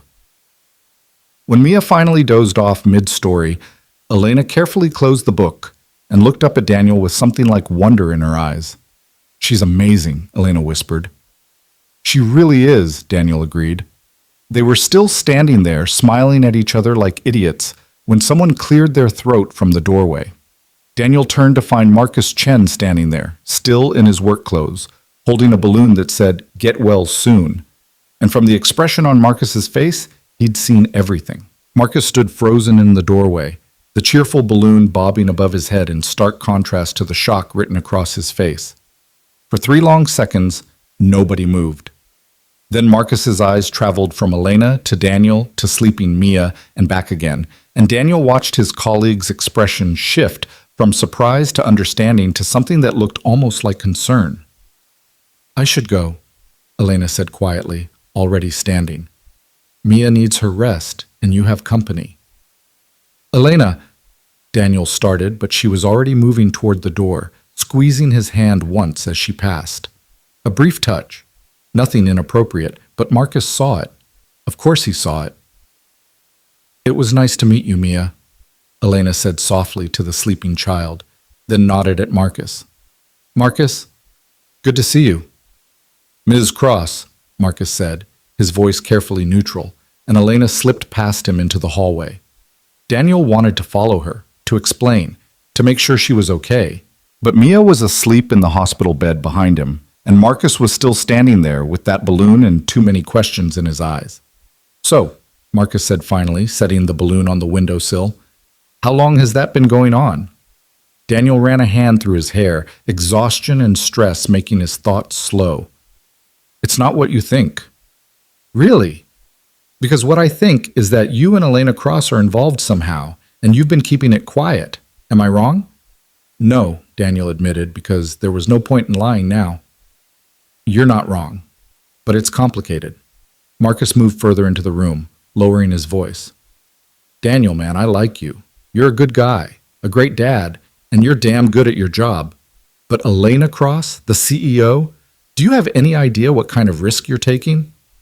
I know exactly what kind of risk I'm taking, Daniel said, his voice sharper than intended. You think I haven't thought about this? About what could happen if it goes wrong? Then why are you doing it? Marcus demanded. You've got Mia to think about. You've got your career. Is it really worth risking all of that for what? Daniel interrupted. For a chance to be happy? For the first time in 3 years to feel like maybe I'm not just surviving anymore? Yes, Marcus, it's worth it. Marcus was quiet for a moment, studying Daniel's face. You're in love with her, he said finally, and it wasn't a question. Daniel hadn't let himself think the word yet, hadn't let himself go that far. But hearing Marcus say it out loud, he couldn't deny it. Yeah, he said softly. I think I am. Does she feel the same way? I think so. I hope so. Daniel glanced at Mia, still sleeping peacefully despite the conversation happening around her. She showed up here at 2 in the morning when I called. She's been here every day since. She brought Mia a stuffed elephant and read to her like it was the most natural thing in the world. So yeah, I think she feels the same way. Marcus sighed, pulling up the chair Elena had vacated. Okay, I hear you. But Daniel, you need to understand something. There are people at Sterling who would use this against Elena in a heartbeat. People who've been waiting for her to make a mistake, to show weakness, to give them an opening. We restructured the reporting line, Daniel said. She's not my direct supervisor anymore. We did everything by the book. The reporting line doesn't matter to people looking for ammunition, Marcus said bluntly. She's still the CEO. You're still her employee. And if the wrong person finds out and decides to make an issue of it, it won't matter how ethical you've been. The optics alone could be devastating. Daniel felt his stomach drop. He'd known this, of course. He and Elena had talked about it. But hearing it laid out so starkly made it real in a way it hadn't been before. Are you going to say something? Daniel asked. To HR or the board or... No, Marcus said immediately. I'm not going to say anything. You're both adults, you're being as responsible as you can be, and honestly, I've never seen Elena happy before. Not really happy. And that morning at the gala when you said you were leaving early, she watched you go like... He stopped, shook his head. Look, I'm not going to be the one to ruin that, but I am going to tell you to be careful. More careful than you've already been. We are being careful, Daniel insisted. We haven't told anyone. We don't interact outside of work unless it's completely private. We're not doing anything that could be considered inappropriate. Except being here, Marcus pointed out. In a hospital room. With your daughter. That's not exactly keeping things separate. Mia was sick, Daniel said, his voice hard. Elena came because I needed someone, and she cares about us. I'm not going to apologize for that. Marcus held up his hands. I'm not saying you should. I'm just saying that moments like this, when the personal and professional overlap, that's when things get risky. That's when someone notices something they shouldn't. Daniel knew Marcus was right, but it didn't make the truth any easier to swallow. He'd called Elena at 2 in the morning because she was the person he needed, the person he trusted, the person whose voice could calm the panic threatening to swallow him whole. How was he supposed to keep those worlds separate when they were already so tangled together? I'll talk to her, Daniel said finally. We'll figure out how to be more careful. Marcus nodded, then stood and clapped Daniel gently on the shoulder. For what it's worth, I hope it works out. You both deserve to be happy. Just watch your backs, okay? Okay, Daniel agreed, and Marcus left the balloon and headed for the door. Marcus? Daniel called, and his colleague turned back. Thank you for being a friend. Always, Marcus said, and he meant it. After Marcus left, Daniel sat in the chair beside Mia's bed and watched his daughter sleep. The stuffed elephant, Peanut, was tucked under her arm, and there was a small smile on her face despite the IV still taped to her hand. She'd liked Elena, really liked her. And Elena had been so gentle with her, so natural, reading that story with different voices and making Mia giggle even though she was sick and tired. It had felt right. Like a glimpse of what their life could be if they could just navigate all the complications standing in their way. Daniel pulled out his phone and texted Elena. Are you okay? Her response came a minute later. I'm fine. How's Mia? Still sleeping. Marcus knows. There was a longer pause before her next message appeared. I figured, is he going to be a problem? No, but he's worried. Says we need to be more careful. He's right. We've been getting sloppy. Daniel stared at that message, his chest tight. Meeting your daughter while she's in the hospital is sloppy? No, that was the right thing to do. But Daniel, if Marcus noticed, other people might too. We need to be smarter about this. What does that mean? It means we need to cool things off for a while, at least visibly. Give people less to notice. Daniel's hands were shaking as he typed, Are you breaking up with me? No, God no. But we need to think about the long game here, about protecting what we have by pretending we don't have it, by being strategic. I know it's hard, but Daniel, if this blows up the wrong way, we both lose. You could lose your job. I could lose the company. Is that what you want? Daniel knew she was being logical, being smart, thinking about all the angles the way she always did.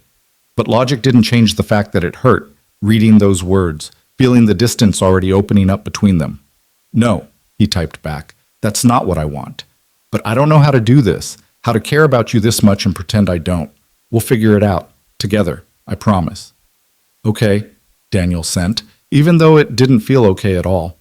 Mia woke up a few minutes later, groggy and asking for water. Daniel helped her drink, smoothed her hair back from her forehead, and told her that Elena had to leave but that she'd said goodbye. I like her, Mia said sleepily. She's nice, and she does good voices. She is nice, Daniel agreed. And yes, very good voices. Are you going to marry her? Mia asked, with the kind of blunt directness only a 5-year-old could manage. Daniel nearly choked. What? Sweetheart, where did that come from? You look at her the way you look at Mommy in the pictures, Mia said matter-of-factly, all smiley and happy, and she looked at you the same way, so I thought maybe you were going to marry her. Daniel sat down carefully on the edge of the bed, his heart hammering. Would that be okay with you? If someday, maybe, Elena and I decided to be together like that? Mia considered this seriously. Would she be my new mommy? No, Daniel said firmly. Nobody could ever replace your mommy. But she could be someone who cares about you very much. Someone who would be part of our family. Like a bonus person? Mia asked. Exactly like a bonus person, Daniel said, smiling despite the ache in his chest. Then I think it would be okay, Mia decided. But Daddy, you should probably take her on some dates first. That's what people do on TV before they get married. Daniel laughed, pulling his daughter into a careful hug. You're absolutely right. Dates first. Good thinking. They brought Mia home the next day with strict instructions to rest and plenty of fluids. Mrs. Chen came by with homemade soup, and Sarah's parents called to check in, offering to take Mia for the weekend once she was feeling better to give Daniel a break. Work was strange without Elena there. Or rather, Elena was there, but they were back to being scrupulously professional. Polite good mornings in the hallway, brief project updates in meetings, carefully neutral emails.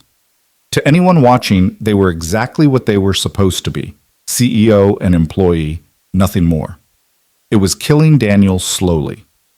2 weeks after Mia came home from the hospital, Daniel was working late on quarterly projections when his desk phone rang. Internal extension from the executive floor. Brooks, he answered. Daniel, it's Elena. Can you come up to my office? There's something we need to discuss. Her voice was professional, cool, giving nothing away, but it was 8:30 at night and most of the building was empty. I'll be right up, Daniel said. He found Elena standing at her usual spot by the windows, but when she turned to face him, he could see the tension in her shoulders, the worry in her eyes. Close the door, she said quietly. Daniel did, his stomach already sinking. What's wrong? There's been a complaint, Elena said, her voice carefully controlled. Filed with HR this afternoon, anonymous, alleging that I've been showing you preferential treatment, that the restructure was designed to facilitate an inappropriate relationship, and that I've been using my position to... She stopped, closed her eyes. To coerce you into a relationship. Daniel felt the blood drain from his face. That's insane. You haven't coerced me into anything. The restructure made sense for the department, and we've been completely professional at work. I know that, Elena said, and you know that. But HR is required to investigate any complaint about executive conduct, especially one involving potential abuse of power. They've already scheduled interviews for early next week. Who filed it? Daniel demanded. Marcus wouldn't do that. He said he wouldn't say anything. It wasn't Marcus, Elena said. I believe him when he says he's on our side. But someone noticed something. Maybe someone saw us together at the hospital. Maybe someone picked up on the way we look at each other in meetings. It doesn't matter how they know. What matters is that they're using it against us. Daniel moved closer, wanting to touch her, to offer comfort, but he stopped himself. Even here, alone in her office, they had to be careful. What happens now? Now we cooperate fully with the investigation, Elena said. We answer their questions honestly. We provide documentation of the restructure decision. We demonstrate that everything we've done has been above board. But we have been together, Daniel pointed out. We can't lie about that. No, we can't, Elena agreed. But we can be strategic about how we frame it. The relationship started after the restructure was implemented. We've maintained professional boundaries at work. We've done nothing that could constitute a conflict of interest. Except fall in love with each other, Daniel said quietly. Elena's expression softened slightly. That's not against any policy. Employees are allowed to have personal relationships as long as they don't interfere with professional judgment. Do you really believe they'll see it that way? Daniel asked. Or are they going to decide that the CEO dating anyone who works here is automatically a conflict of interest? Elena didn't answer, which was answer enough. I should resign, Daniel said, the words tasting like ash, before the investigation concludes. It would make everything cleaner. No, Elena said sharply. Absolutely not. That would make us look guilty, like we had something to hide. Don't we? Daniel challenged. We've been hiding this for weeks. We've been private, Elena corrected. There's a difference between privacy and deception. We haven't lied to anyone. We just haven't broadcast our personal business to the entire company. Daniel ran his hands through his hair, frustration and fear warring inside him. This is exactly what I was afraid of. This is why I said we should be careful. We were careful, Elena insisted. Someone is trying to manufacture a scandal where there isn't one. We can't let them win. And what about Mia? Daniel asked, his voice breaking slightly. If this turns into a public thing, if there are rumors and gossip, she'll hear about it. Kids at school talk, parents talk. How do I protect her from that? Elena's composure finally cracked. I don't know, she admitted. I don't know how to protect her. I don't know how to protect any of us. But Daniel, I am not going to let them destroy what we have. I'm not going to let them make you lose your job or make me lose the company my father built. We're going to fight this. Together? Daniel asked. Together, Elena confirmed, and she finally crossed the distance between them, taking his hands in hers. I meant what I said before. I'm in this. All the way. No matter what it costs. Daniel wanted to believe her, wanted to trust that they could survive this, that love and honesty would be enough. But he'd learned the hard way that life didn't always work out the way you hoped, that sometimes you could do everything right and still lose. Okay, he said anyway, because what else could he say? Okay, we'll fight. The first interview was scheduled for Monday at 9 a.m. Daniel arrived 15 minutes early, wearing his best suit like armor, and sat in the HR waiting area trying not to look as terrified as he felt. Jennifer Martinez, the head of HR, called him in promptly at 9. She was a woman in her 50s with kind eyes and a reputation for being both fair and thorough. Daniel, thank you for coming in, she said, gesturing to a chair across from her desk. I want to start by assuring you that this investigation is about getting to the truth, not about punishing anyone. You're not in trouble. We just need to understand the nature of your relationship with Ms. Cross. I understand, Daniel said, his voice steadier than he felt. Jennifer opened a file on her desk. Let's start with the basics. When did you first begin a romantic relationship with Elena Cross? Daniel took a breath. About 6 weeks ago, after the department restructure was implemented. And before the restructure, was there any romantic or sexual contact between you and Ms. Cross? There was an incident, Daniel admitted, and he saw Jennifer's expression sharpen. At the autumn gala, about 2 months ago, Elena had been drinking and we almost kissed, but I stopped it. I told her that if she were sober, I would be the one to make the first move, but that nothing could happen while she was my direct supervisor. And did Ms. Cross retaliate against you for rejecting her advance? Jennifer asked. No, Daniel said firmly. Absolutely not. She apologized the next day. We agreed to maintain strict professional boundaries. But those boundaries eventually changed, Jennifer observed. After the restructure was implemented, Daniel repeated. After she was no longer my direct supervisor. We started seeing each other privately, outside of work. We've maintained completely professional conduct in the office. Jennifer made notes, her expression neutral. Did Ms. Cross discuss the restructure with you before it was implemented? She mentioned that she was considering organizational changes for the finance department, Daniel said. But the restructure made sense from a business perspective. Marcus was ready for more responsibility, and the department had grown large enough to need split management.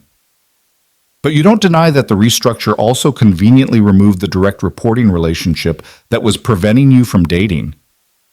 Daniel felt his temper flare. It wasn't convenient. It was ethical. Elena restructured the department so that if we decided to pursue a relationship, it wouldn't be a violation of company policy. Some might argue that using her position as CEO to restructure the company in order to date an employee is itself a violation, Jennifer said gently. Then some people would be wrong, Daniel said, trying to keep his voice level. Elena has never used her position to pressure me into anything. Every decision we've made has been mutual and consensual.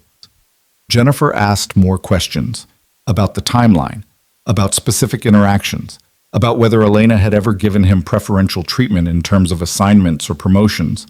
Daniel answered as honestly as he could, aware that every word was being recorded, every detail scrutinized. Finally, after nearly 2 hours, Jennifer closed her file. Thank you for your cooperation, Daniel. I know this isn't easy. Just one more question. Do you believe Miss Cross has behaved unethically in her conduct toward you? No, Daniel said without hesitation. Elena is one of the most ethical people I've ever met. She restructured the department specifically to avoid any conflict of interest. She's been nothing but professional at work. And our relationship it's real. It's not some abuse of power. It's just two people who care about each other trying to do the right thing.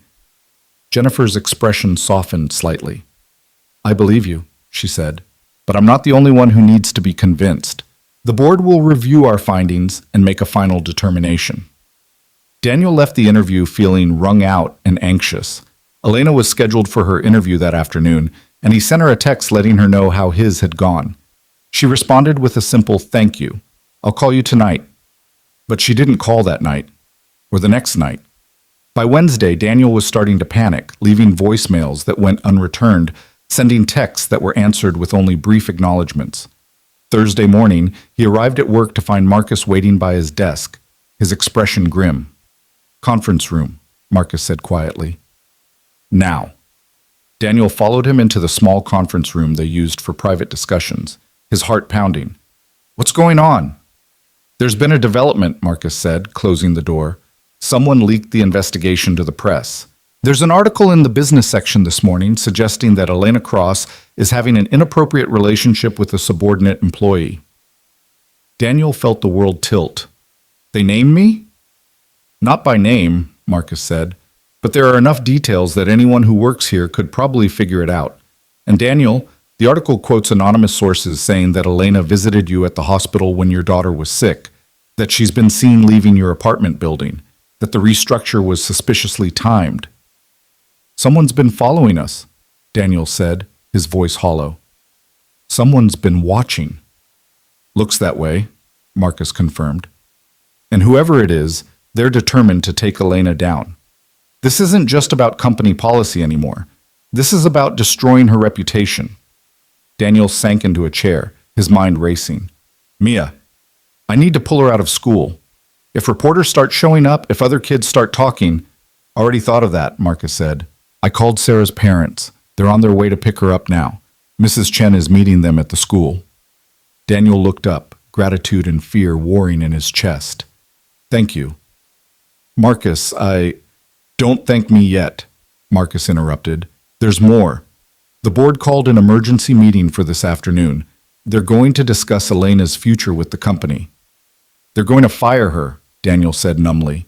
Because of me. Because she dared to have feelings for someone who works here. We don't know that, Marcus said, but his tone suggested he thought that's exactly what was going to happen. Daniel stood abruptly. I have to see her. I have to talk to her. She's not here, Marcus said. She left early this morning. Her assistant said she had personal business to attend to. Personal business. Elena was preparing to fight for her company, her reputation, everything she'd built. And she was doing it alone because Daniel was the reason she was in this mess in the first place. He pulled out his phone and called her. It went straight to voicemail. Elena, it's me. I heard about the article, about the board meeting. Please call me. Please let me help. I can't let you go through this alone. He hung up and immediately called again. Voicemail again. I'm resigning, he said to the recording. Effective immediately. I'll put it in writing. I'll tell the board it was all my fault. I'll do whatever it takes to protect you. Just please call me back. He sent the same message via text, then email. Nothing. The day crawled by in agonizing slowness. Daniel tried to work, tried to focus on spreadsheets and projections, but his hand shook too much to type properly. At 3 p.m., word spread through the office that the board meeting had concluded. At 3:15, Elena's assistant sent an all-staff email. Effective immediately, Elena Cross is taking a leave of absence from her position as CEO while the board conducts a comprehensive review of recent allegations. CFO Robert Henshaw will serve as interim CEO. All questions should be directed to the communications department. Daniel read the email 3 times, each word feeling like a knife. Leave of absence. Review of allegations. Interim CEO. They were pushing her out, maybe not firing her outright, but pushing her out all the same. And it was his fault. He was typing out his resignation letter when his desk phone rang. Elena's personal cell number on the caller ID. Elena, he answered immediately. Where are you? Are you okay? I'm at home, Elena said, and her voice was raw, like she'd been crying. Daniel, we need to talk. Can you come over? I'm on my way, Daniel said, already grabbing his coat. He made it to her apartment in record time, breaking at least 3 traffic laws in the process. Elena answered the door looking smaller than he'd ever seen her. No power suit, no perfect hair and makeup, just jeans and a sweatshirt and eyes red from crying. I'm so sorry, Daniel said the moment he saw her. Elena, I'm so sorry. This is all my fault. Stop, Elena said, pulling him inside and closing the door. This is not your fault. None of this is your fault. They're forcing you out because of me, Daniel said, because you cared about me. I should have known better. I should have stayed away from you. Elena took his face in her hands, forcing him to meet her eyes. Listen to me. I don't regret a single moment of what we've had. Not one. What I regret is that there are people cruel enough and vindictive enough to use it against us. Who? Daniel demanded. Who's doing this? Robert Henshaw, Elena said bitterly. My father's old CFO, the one who thought he should have gotten the CEO position when my father retired. He's been waiting for an opportunity like this for years. The complaint, Daniel realized. He filed it. Can't prove it, Elena said, but the timing, the level of detail, the leak to the press, it all points to him. He's been building a case against me, gathering evidence, waiting for the perfect moment to strike. So what do we do? Daniel asked. How do we fight this? Elena dropped her hands, moving away from him to stand by her windows. Always the windows. The board gave me an ultimatum, she said quietly. Take a leave of absence and cooperate with their review, or they'll call a vote of no confidence and remove me outright. They said if I can prove that my relationship with you hasn't affected my judgment or compromised the company, they might let me come back. Then we'll prove it, Daniel said. We'll show them the restructure documents, the performance reviews, everything that demonstrates we've been professional. It won't matter, Elena said, her voice defeated. They've already made up their minds. This leave of absence is just a polite way of pushing me out. In 3 months, maybe 6, they'll announce that I'm stepping down permanently for personal reasons, and Robert will become the permanent CEO. No, Daniel said fiercely. I won't let that happen. I'll resign right now. I'll make a statement saying I pursued you, that you did everything right, that... Daniel, stop, Elena interrupted, turning to face him. Your resignation won't change anything. It might even make things worse, make it look like we're trying to cover something up. Then what? Daniel asked desperately. I can't just stand here and watch them destroy you. Tell me what to do. Elena's eyes filled with tears. There's nothing to do. They've won. Robert's won, and Her voice broke. I need to let you go. The words hit Daniel like a physical blow. What? I need to let you go, Elena repeated, tears streaming down her face now. Being with me has already cost you so much. Your privacy, your reputation, your daughter's peace. I can't keep asking you to sacrifice more. That's my choice to make, Daniel said, moving toward her. Elena, I love you. I'm not walking away just because things got hard. I love you too, Elena sobbed. That's why I have to do this. That's why I have to protect you and Mia from the fallout of being associated with me. Don't you see? As long as we're together, you'll always be the subordinate employee who slept his way into the CEO's bed. And Mia will always be the daughter of that man. I can't do that to you. I won't. You're not doing anything to us, Daniel insisted, pulling her into his arms despite her protests. They're doing this. Robert Henshaw and whoever else wants to see you fail. But Elena, we can survive this. Together. How? Elena asked against his chest. How do we survive this? I've lost my company. You might lose your job. And Mia, what happens when she goes back to school and the other kids have heard their parents gossiping? What happens when she asks you why people are saying mean things about her daddy and the pretty lady? Daniel held her tighter, his own eyes burning. Then I'll tell her the truth, that sometimes people are cruel to those who dare to be happy, and that we didn't do anything wrong. But we did, Elena whispered. We knew the risks, and we did it anyway. We fell in love, Daniel corrected gently. We found each other in the middle of our messy, complicated lives, and we dared to build something beautiful. That's not wrong, Elena. That's the bravest thing either of us has ever done. They stood there in her apartment, holding each other while the city lights flickered on below, and Daniel felt Elena's resolve crumbling, felt her lean into him instead of pulling away, felt her hands grip his shirt like she was drowning, and he was the only thing keeping her afloat. I don't know how to fix this, she admitted. I don't know how to make this right. We'll figure it out, Daniel promised. We'll find a way. But Elena, we have to do it together. I can't lose you. I won't. Even if it costs you everything? Elena asked, pulling back to look at him. You are everything, Daniel said simply, and he meant it with his whole heart. Elena kissed him then, desperate and tear-stained and full of all the fear and love and hope they'd been holding back. And Daniel kissed her back, pouring 3 years of grief and 6 weeks of joy and a lifetime of possible tomorrows into the touch of his lips against hers. When they finally broke apart, Elena rested her forehead against his. I wrote my resignation letter, she whispered. It's on my desk. I was going to submit it tomorrow. Don't, Daniel said firmly. Not yet. Give me a chance to fix this. You can't fix this, Elena said. No one can.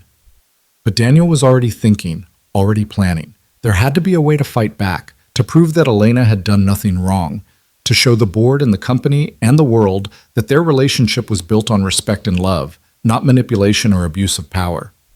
And he thought he knew exactly where to start.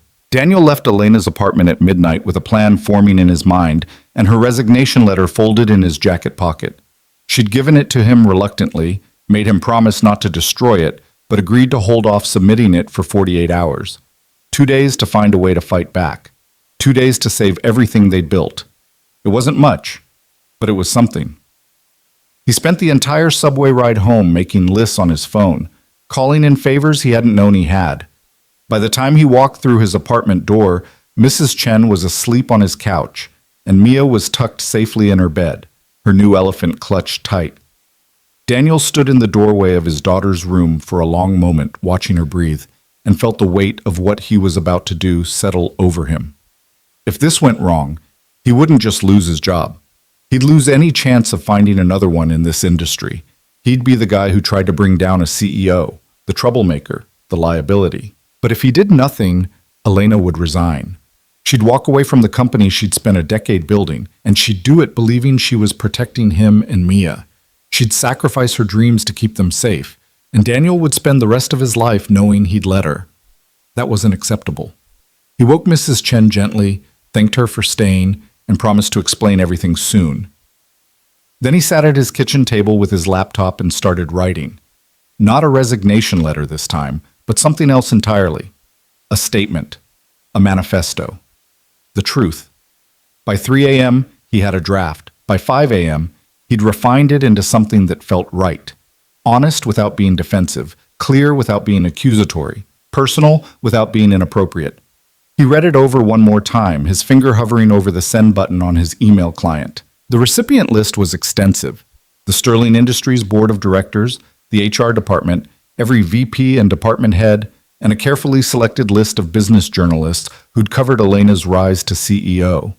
This would be public, irreversible. The moment he hit send, there would be no going back. Daniel thought about Sarah, about what she'd say if she could see him now. She'd probably tell him he was being reckless, that he should think about Mia first, that protecting their stability mattered more than grand gestures. But she'd also told Mia that he deserved to be happy, that he should find someone who knew how good he was. He hit send. The email went out at 5:43 a.m. on a Friday morning. By 6:15, Daniel's phone was ringing off the hook. He ignored the calls, focusing instead on getting Mia ready for school. Sarah's parents had offered to keep her longer, but Daniel wanted her routine to be as normal as possible. Wanted her to know that even when things got scary, they kept going. "Daddy, your phone won't stop buzzing," Mia observed over her cereal. "Is it work?" "Something like that," Daniel said, silencing the device entirely.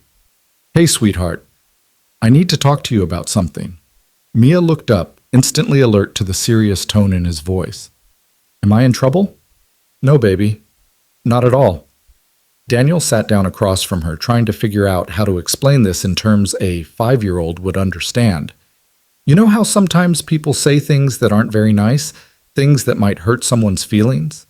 Mia nodded solemnly. "Like when Tyler said my drawing was ugly, but Miss Peterson said he was just being mean because he was having a bad day." "Exactly like that," Daniel said. "Well, some people have been saying not nice things about Elena and me, things that aren't true, and I sent a letter this morning telling everyone the real story." "What did the letter say?" Mia asked. Daniel chose his words carefully. "It said that Elena is my friend, and that we care about each other very much, and that even though some people think that's wrong because she's my boss, we didn't do anything bad. We fell in love.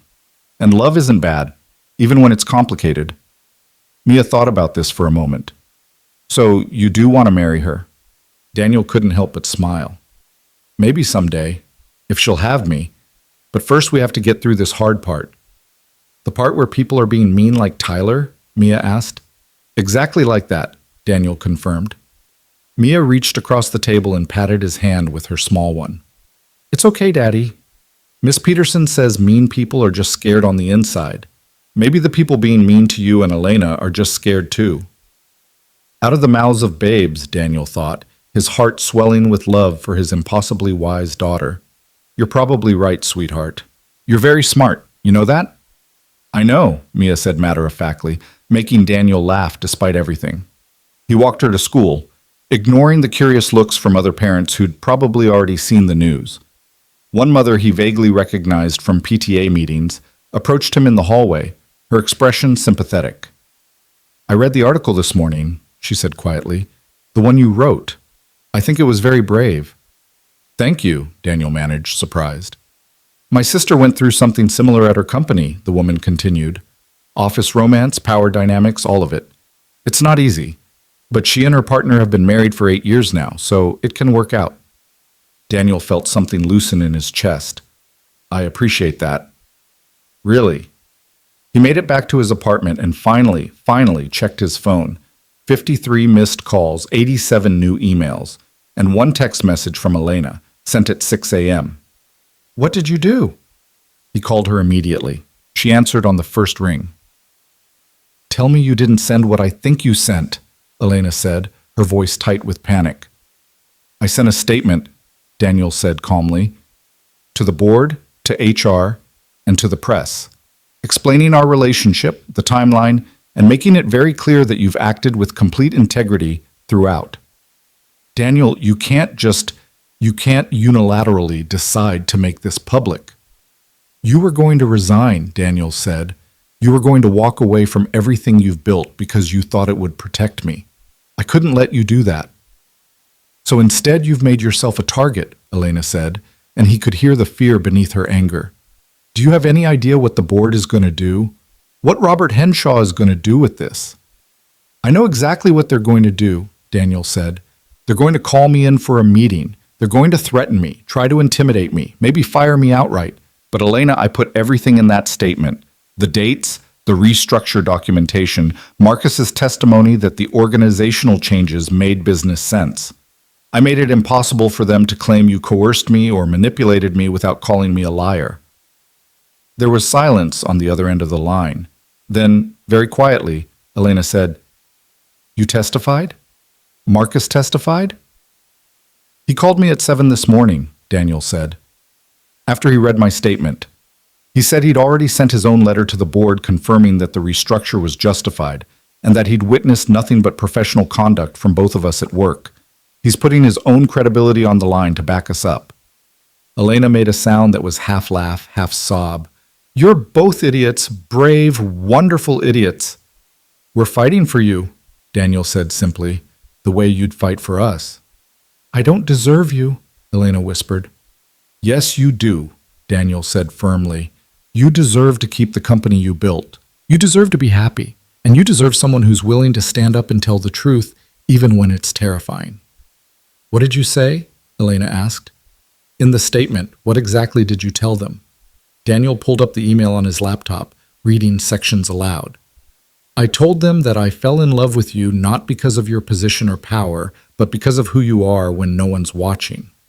I told them about the gala, about how you apologized and we established boundaries.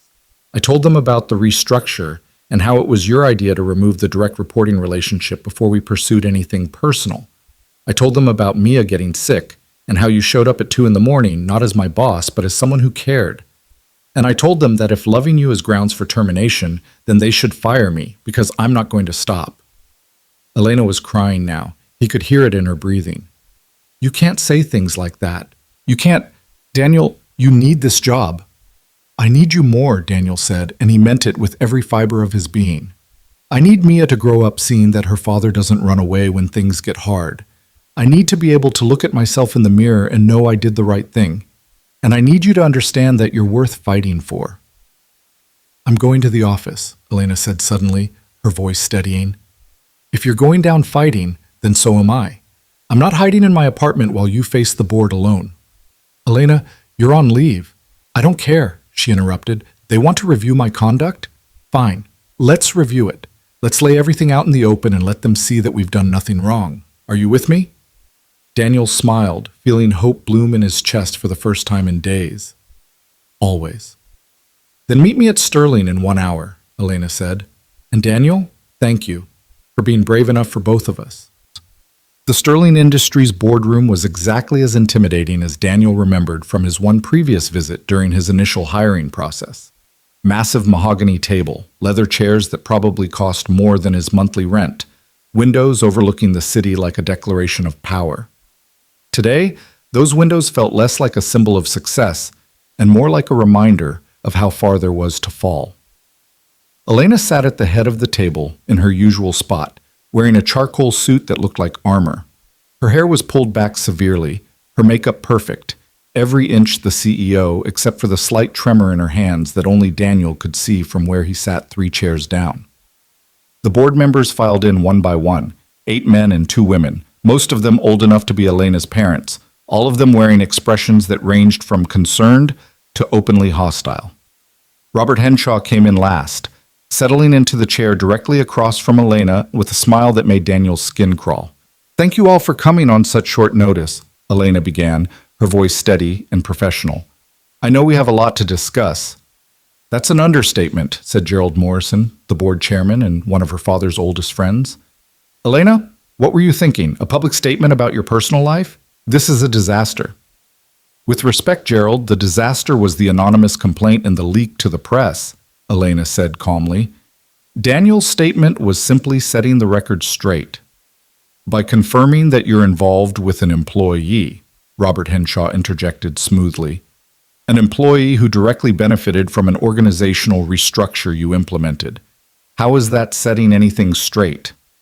"The restructure was implemented before our relationship began," Daniel said, speaking up for the first time. All eyes turned to him, and he forced himself to meet their gazes steadily, and it made legitimate business sense. Marcus Chen can attest to that, as can the performance metrics from the finance department. "Mr. Brooks, while we appreciate your input, this meeting is primarily to address Ms. Cross's conduct," Morrison said, not unkindly. "My conduct is directly tied to his," Elena said. "You can't review one without the other. So, yes, Daniel stays. There was a moment of tense silence. Then Morrison sighed and nodded. Very well, let's start with the basics. Ms. Cross, when did you first develop romantic feelings for Mr. Brooks? Elena didn't hesitate. About 7 months ago, roughly a month after he started working here. I didn't act on those feelings. I didn't even acknowledge them to myself for a long time. But yes, I was attracted to him. And you didn't think that was a problem? Asked Patricia Wells, one of the two women on the board. Of course I thought it was a problem, Elena said, which is why I maintained strict professional boundaries. Why I made sure our interactions were always appropriate and witnessed by others. Why I restructured the department specifically to remove the direct reporting relationship before considering whether to pursue anything personal. Convenient timing, Robert Henshaw muttered. Elena's eyes flashed. It wasn't convenient, Robert. It was ethical. And before you accuse me of manipulating the organization for personal gain, perhaps you should explain why you waited until now to raise concerns about my leadership. Could it possibly be because you've been waiting for an opportunity to undermine me ever since you lost the CEO position to me 7 years ago? The room went very quiet. Robert's face flushed red. That's a serious accusation, Morrison said carefully. It's the truth, Elena said. Robert has opposed nearly every major decision I've made since becoming CEO.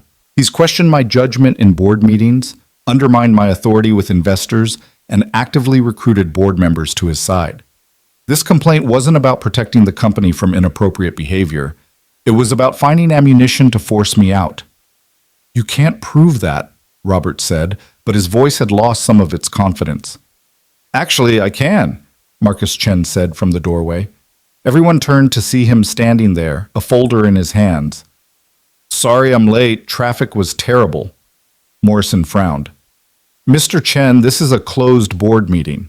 With respect, sir, I'm the VP who took over Daniel's direct supervision after the restructure. If we're reviewing whether that restructure was legitimate, you need to hear from me.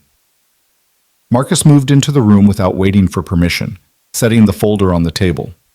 These are the performance reports from the finance department for the 6 months before and after the restructure. As you'll see, productivity increased by 17%, error rates decreased by 12%, and employee satisfaction scores went up across the board. The restructure worked exactly as intended. That doesn't address the question of motivation, Patricia Wells pointed out. No, it doesn't, Marcus agreed. But it does prove that even if Elena's motivation was partially personal, the business outcome was positive. She made a decision that benefited the company while also resolving a potential ethics issue. That's not abuse of power, that's good leadership. Daniel watched the board members exchange glances, saw some of the hostility start to fade from their expressions. Morrison was frowning thoughtfully, and even Patricia Wells looked less certain than before. Furthermore, Marcus continued, I've worked with Elena for 8 years. I've seen her make hundreds of decisions, both easy and difficult. Never once has she let personal feelings interfere with her judgment. Never once has she shown favoritism or used her position inappropriately. If anything, she's been harder on the people she cares about, holding them to higher standards than everyone else. Can you prove that? Morrison asked. Look at Daniel's performance reviews, Marcus said. Elena hasn't reviewed him directly since the restructure, but I have. He's been evaluated on the same metrics as everyone else, held to the same standards. If anything, he's had to work harder to prove himself because people assume he's getting special treatment. He's not. He's just genuinely good at his job. Elena was staring at Marcus like she'd never seen him before. Why are you doing this? She asked quietly. You're risking your own position by defending us. Marcus smiled slightly. Because it's the right thing to do, and because I'm tired of watching talented people get destroyed by politics and fear. He looked directly at Robert Henshaw. Some of us still believe in integrity. Robert's face was purple now.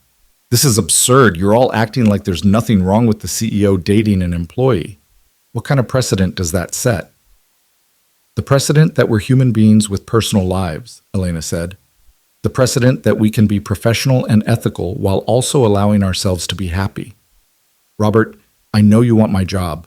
I've known it for years, but this isn't the way to get it. I don't want your job, Robert protested, but it sounded hollow. Then prove it, Elena challenged. Withdraw your complaint. Admit that this was personal, not professional. Give me the chance to defend myself on the merits of my work, not on who I'm dating. The complaint was anonymous, Robert said stiffly. Was it? Elena pulled out her own folder, sliding it across the table. Because the language in the complaint matches almost word for word an email you sent to Patricia 3 months ago, questioning my judgment after I rejected your proposal to cut R&D funding. The phrasing is distinctive, Robert, almost like the same person wrote both documents. Robert's face went from purple to gray.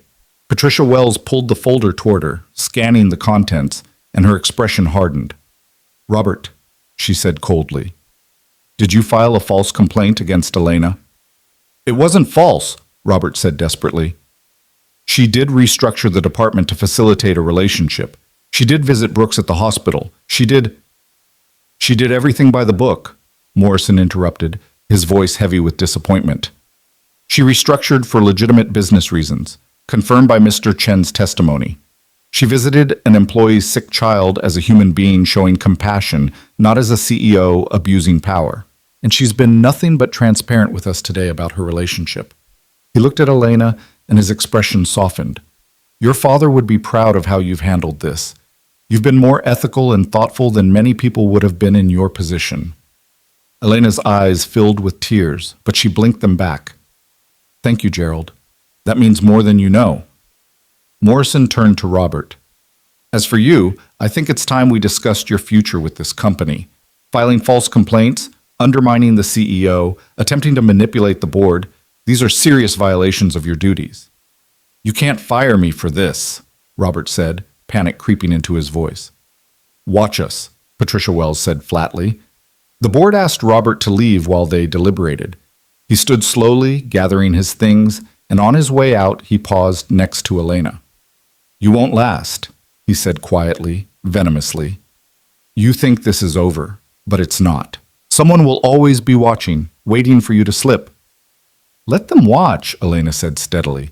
I have nothing to hide. Robert left, and the room felt lighter without his presence. Morrison addressed Elena and Daniel together. I think we need to establish some clear guidelines going forward, he said.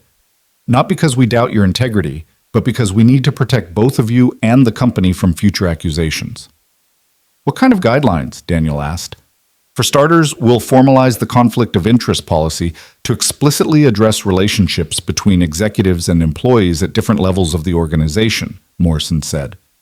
We'll require disclosure of any such relationships to HR and the board, along with a management plan to prevent any actual conflicts. That seems reasonable, Elena agreed. We'll also want to establish clear boundaries around your professional interactions, Patricia added. No direct supervision, no involvement in performance reviews or compensation decisions for anyone you're personally involved with. Basically, a formalized firewall. Done, Elena said. I'll work with HR to draft the policy myself if needed. Morrison smiled slightly. I don't think that will be necessary.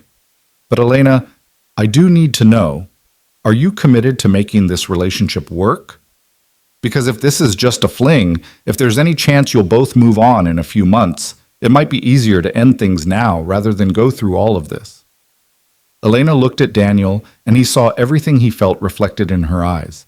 Fear and hope and determination and love, all mixed together into something beautiful and terrifying. I'm committed, Elena said, still holding Daniel's gaze, completely. So am I, Daniel added. Morrison nodded. Then let's make this official. Ms. Cross, your leave of absence is rescinded effective immediately. Mr. Brooks, you'll continue reporting to Mr. Chen with no changes to your position or compensation. And both of you will meet with HR by end of week to formalize the disclosure and management plan for your relationship. It was over. Just like that, it was over. Elena stood, and Daniel stood with her. They walked out of the boardroom together, not touching, but close enough that their shoulders almost brushed. The moment they were out of sight of the boardroom, Elena grabbed his hand. We did it, she whispered. We actually did it. You did it, Daniel corrected. You stood up for yourself, for us. We did it together, Elena insisted, and she pulled him into an empty conference room, closing the door behind them. The kiss was different this time. Not desperate or scared, but triumphant. full of relief and joy and the bone-deep certainty that they'd fought for something worth having and won. When they broke apart, both breathing hard, Elena rested her forehead against Daniel's. "I have something to say," she said. "Something I should have said weeks ago." "What is it?" Elena took a breath. "I love you, Daniel Brooks. I love your integrity and your kindness and the way you love your daughter. I love that you made me believe I could have more than just my career. And I love that when things got scary, you didn't run. You stayed and fought, even when it would have been easier to walk away." Daniel's throat was tight. "I love you too. I love your strength and your intelligence and the way you see the world. I love that you showed up at the hospital at 2 a.m. because I needed you. And I love that you're brave enough to choose happiness even when it's terrifying." "So what now?" Elena asked. "Where do we go from here?" Daniel smiled, pulling her closer. "Now we do this right. No more hiding, no more sneaking around. We tell our friends and families. We go on actual dates in public places. And we build something real, something that lasts. I want that," Elena said. "I want all of that. But Daniel, I need to know, are you sure? Are you absolutely sure this is what you want? Because once we go public, once everyone knows, there's no going back." "I've never been more sure of anything in my life," Daniel said, "except maybe Mia. But you're a very close second." Elena laughed, and it was the most beautiful sound Daniel had ever heard. "I'll take second place to your daughter. That's exactly where I should be." "No," Daniel said seriously. "You're not second place. You're part of the same thing. You're part of what makes life worth living. You and Mia both." Elena kissed him again, softer this time, full of promise. "Take me to meet her," she said. "Properly, I mean. Not in a hospital room, but in your home. Let me see your life, your world. Let me be part of it." "Are you sure?" Daniel asked. "It's messy and chaotic, and there are toys everywhere, and—" "I'm sure," Elena said firmly. "I want the mess. I want the chaos. I want the real life, not the polished version." So that evening, Daniel brought Elena home to his small apartment where Mia was waiting with Mrs. Chen. He'd called ahead to warn them, to make sure Mia was ready, and when they walked through the door, his daughter was practically vibrating with excitement. "You came!" Mia exclaimed, running to Elena. "Daddy said you were coming, but I wasn't sure if you really would." Elena crouched down to Mia's level, her expensive suit wrinkling on the worn carpet, and smiled. "I wouldn't miss it. I brought something for you, if that's okay." She pulled out the book from the hospital, the one about the brave little girl.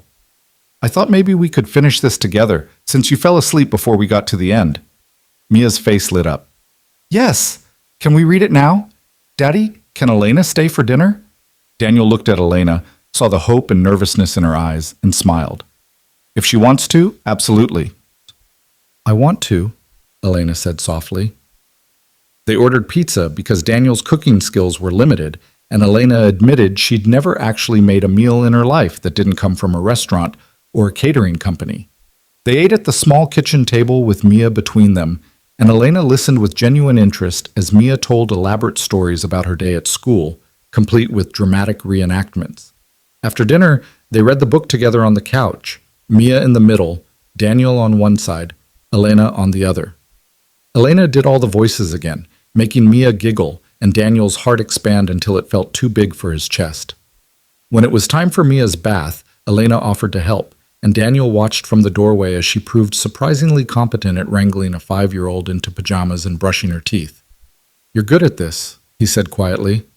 "I'm terrified," Elena admitted, "but she makes it easy." At bedtime, Mia asked if Elena would tuck her in, and Elena looked so honored and overwhelmed that Daniel had to turn away to hide his smile. "Good night, sweetheart," Elena said, pulling the blanket up to Mia's chin.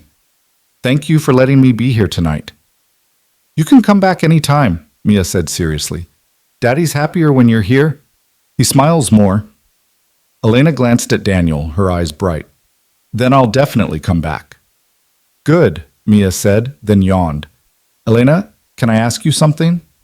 "Of course." "If you and Daddy get married, can I call you Mom? Or would that make you sad because you're not my real mom?" Elena's breath caught, and Daniel saw tears slip down her cheeks. "Oh, sweetheart, I would be honored if you wanted to call me that. So honored. But we don't have to decide anything now, okay? We can take our time and figure out what feels right. Okay, Mia said, already half asleep. But I think I want to, because you're nice and you do good voices and you make Daddy happy. Daniel had to leave the room then, had to press his fist against his mouth to keep from making a sound. Elena found him in the hallway a few minutes later and they held each other while their daughter, slept peacefully in the next room. Is this real? Elena whispered. Is this really happening? It's real, Daniel promised.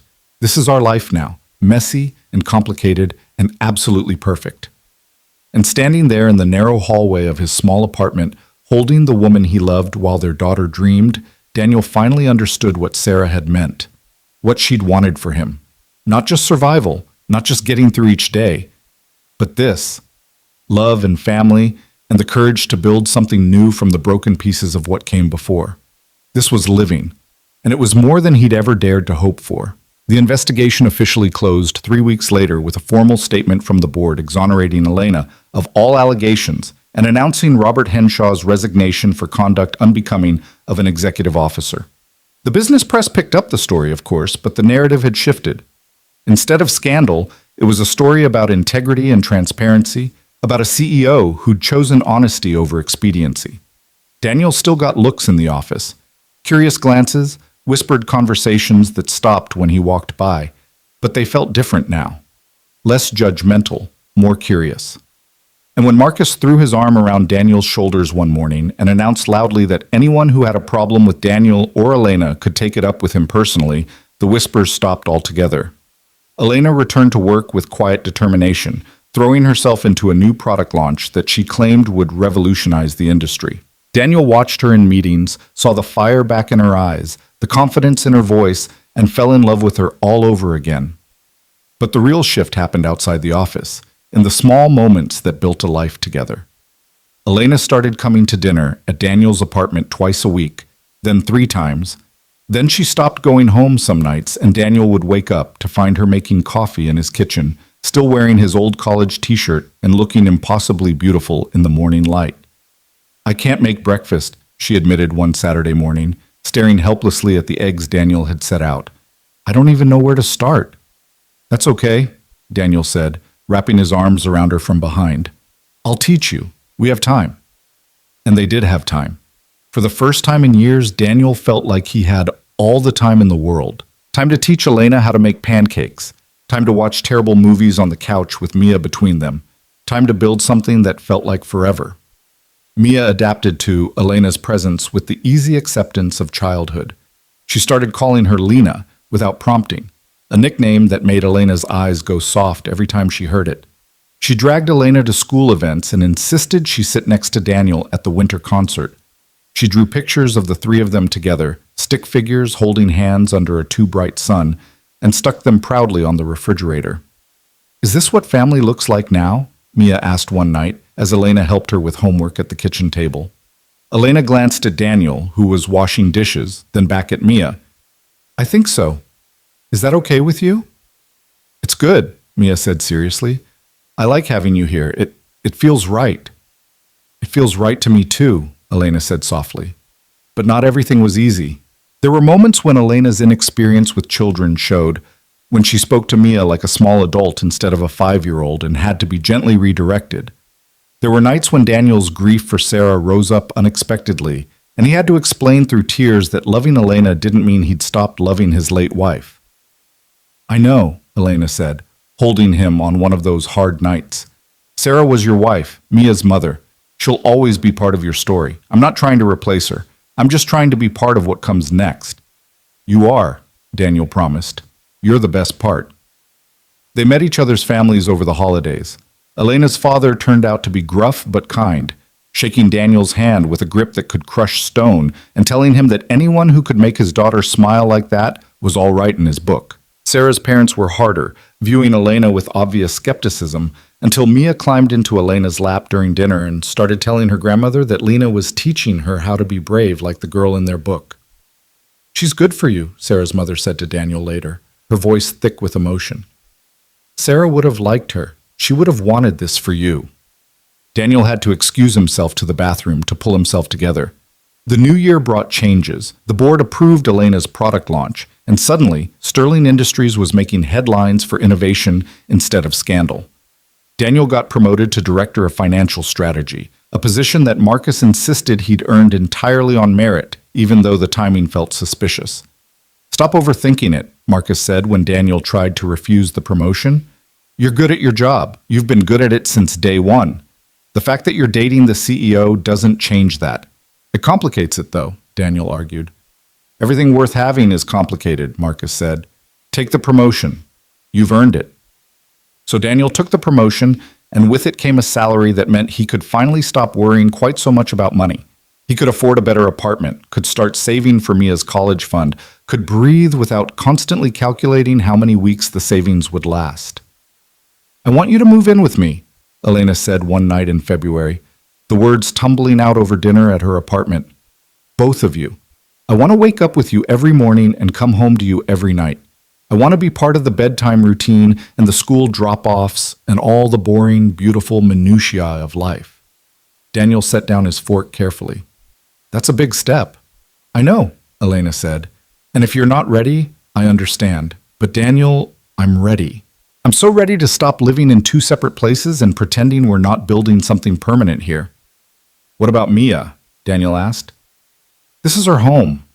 Everything she remembers of her mother is in that apartment."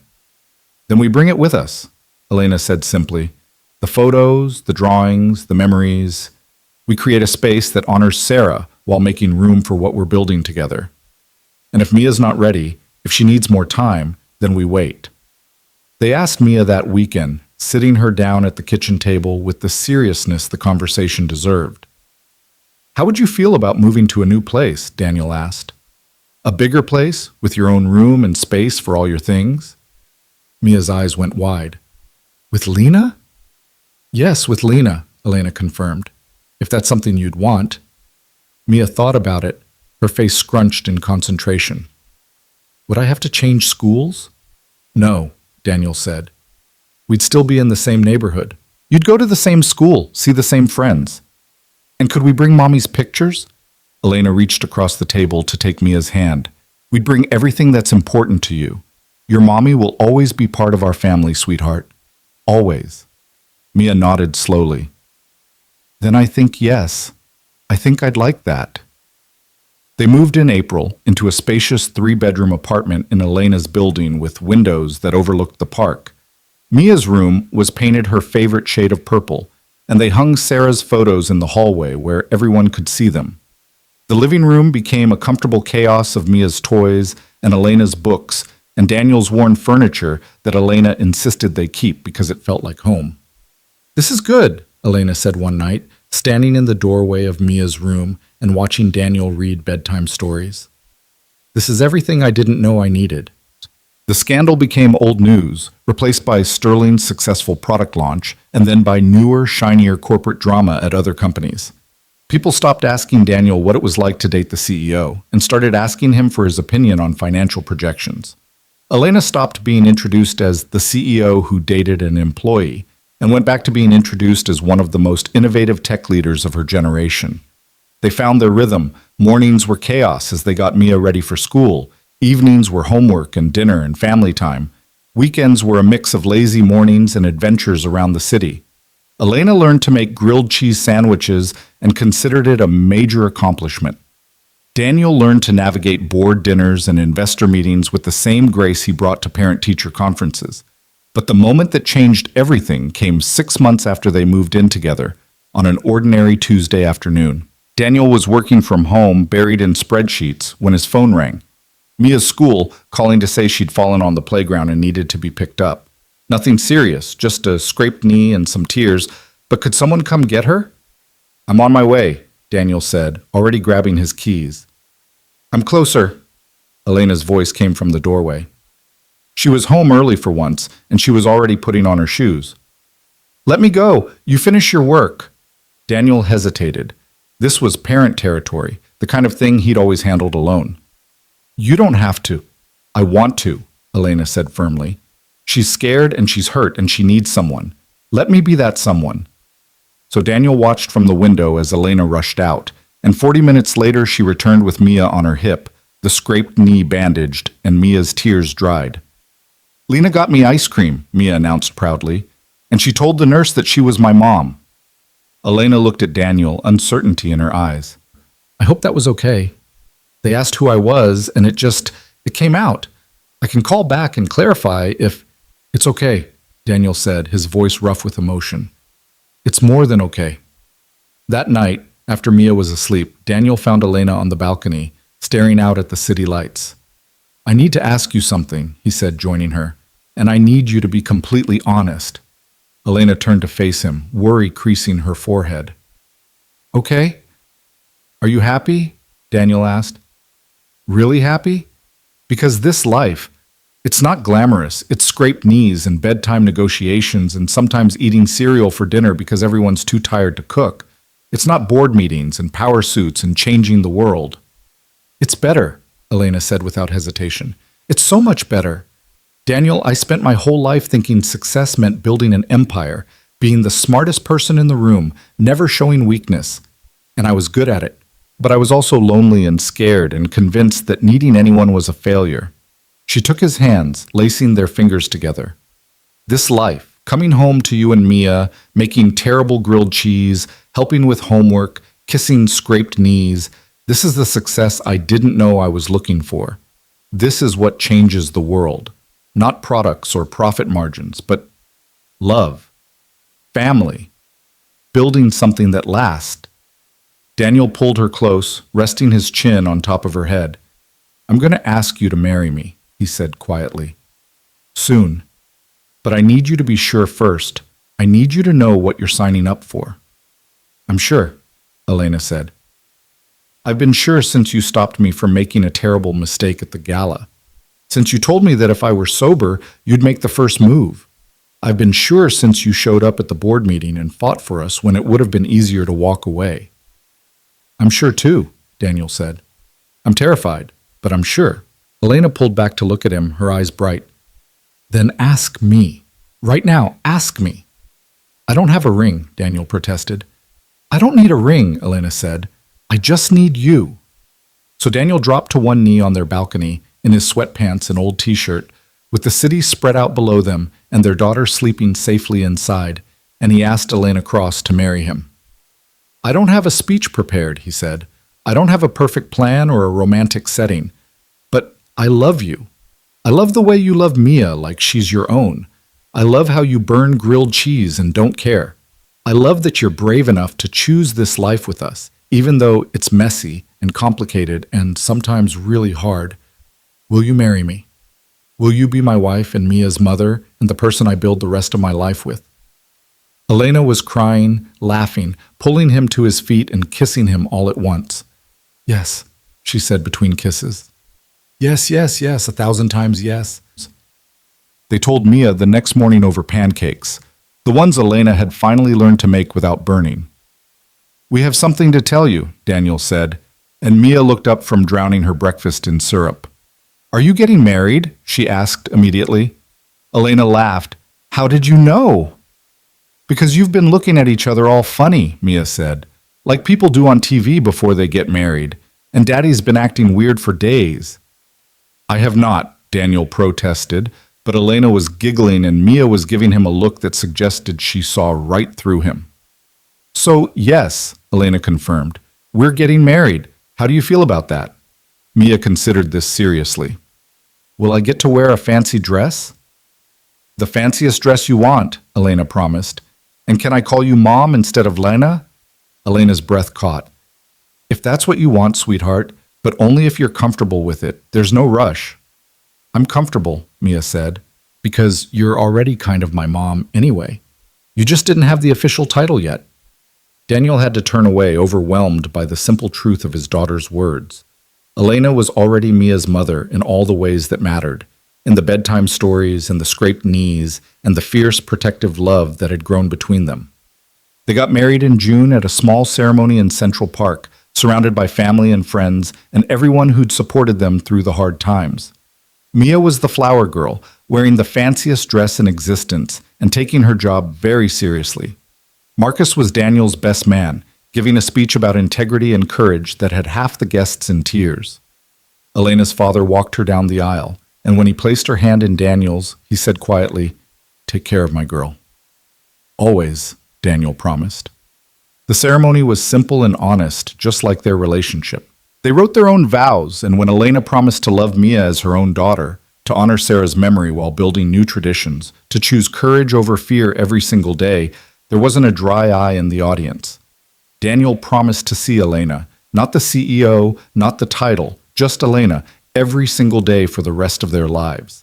To build a life that balanced ambition and family, success and happiness, the world they worked in, and the world they came home to. "I promise to make the first move," he said, making Elena laugh through her tears. "Always, even when it's scary." They kissed while their friends and family cheered, and Mia threw flower petals with enthusiastic abandon, and somewhere in the warm June sunshine, Daniel felt like maybe Sarah was there too, smiling at the family they'd built from broken pieces and brave choices. The reception was at a restaurant near their apartment, intimate and joyful. Elena danced with Mia, both of them laughing as they spun in circles. Daniel danced with Sarah's mother, who told him again that her daughter would have loved Elena, would have been so happy he'd found someone who made him smile like that. Later, when the party was winding down and Mia had fallen asleep on Marcus's shoulder, Daniel and Elena stepped outside for a moment of quiet. "How are you feeling, Mrs. Brooks?" Daniel asked, pulling her close. Elena smiled, testing out the name. "Happy, terrified, grateful, all of it at once." "Good," Daniel said. "That means we're doing it right." "Did you ever think we'd get here?" Elena asked. "When you stopped me from kissing you at the gala, did you imagine this?" "Honestly, no," Daniel admitted. "I thought I'd spend the rest of my life alone, raising Mia and trying not to mess her up too badly. I thought the best I could hope for was stability and safety. And now? Now I have so much more than I ever dreamed of," Daniel said. "I have love and family and a partner who makes me want to be braver than I am. I have you." Elena kissed him softly. "We have each other, and we have Mia, and we have time to build something beautiful. Together," Daniel said. "Together," Elena agreed. A year later, they stood in the same park on a crisp October afternoon, watching Mia chase leaves with a group of friends from school. Elena's hand rested on her still, flat stomach, a secret they'd only shared with each other a week ago. In 6 months, Mia would be a big sister, and their family would grow in ways they were both excited and terrified to explore. "Are you ready for this?" Daniel asked, watching his daughter's joy and thinking about the chaos that was coming. "No," Elena said honestly, "but I wasn't ready for any of this.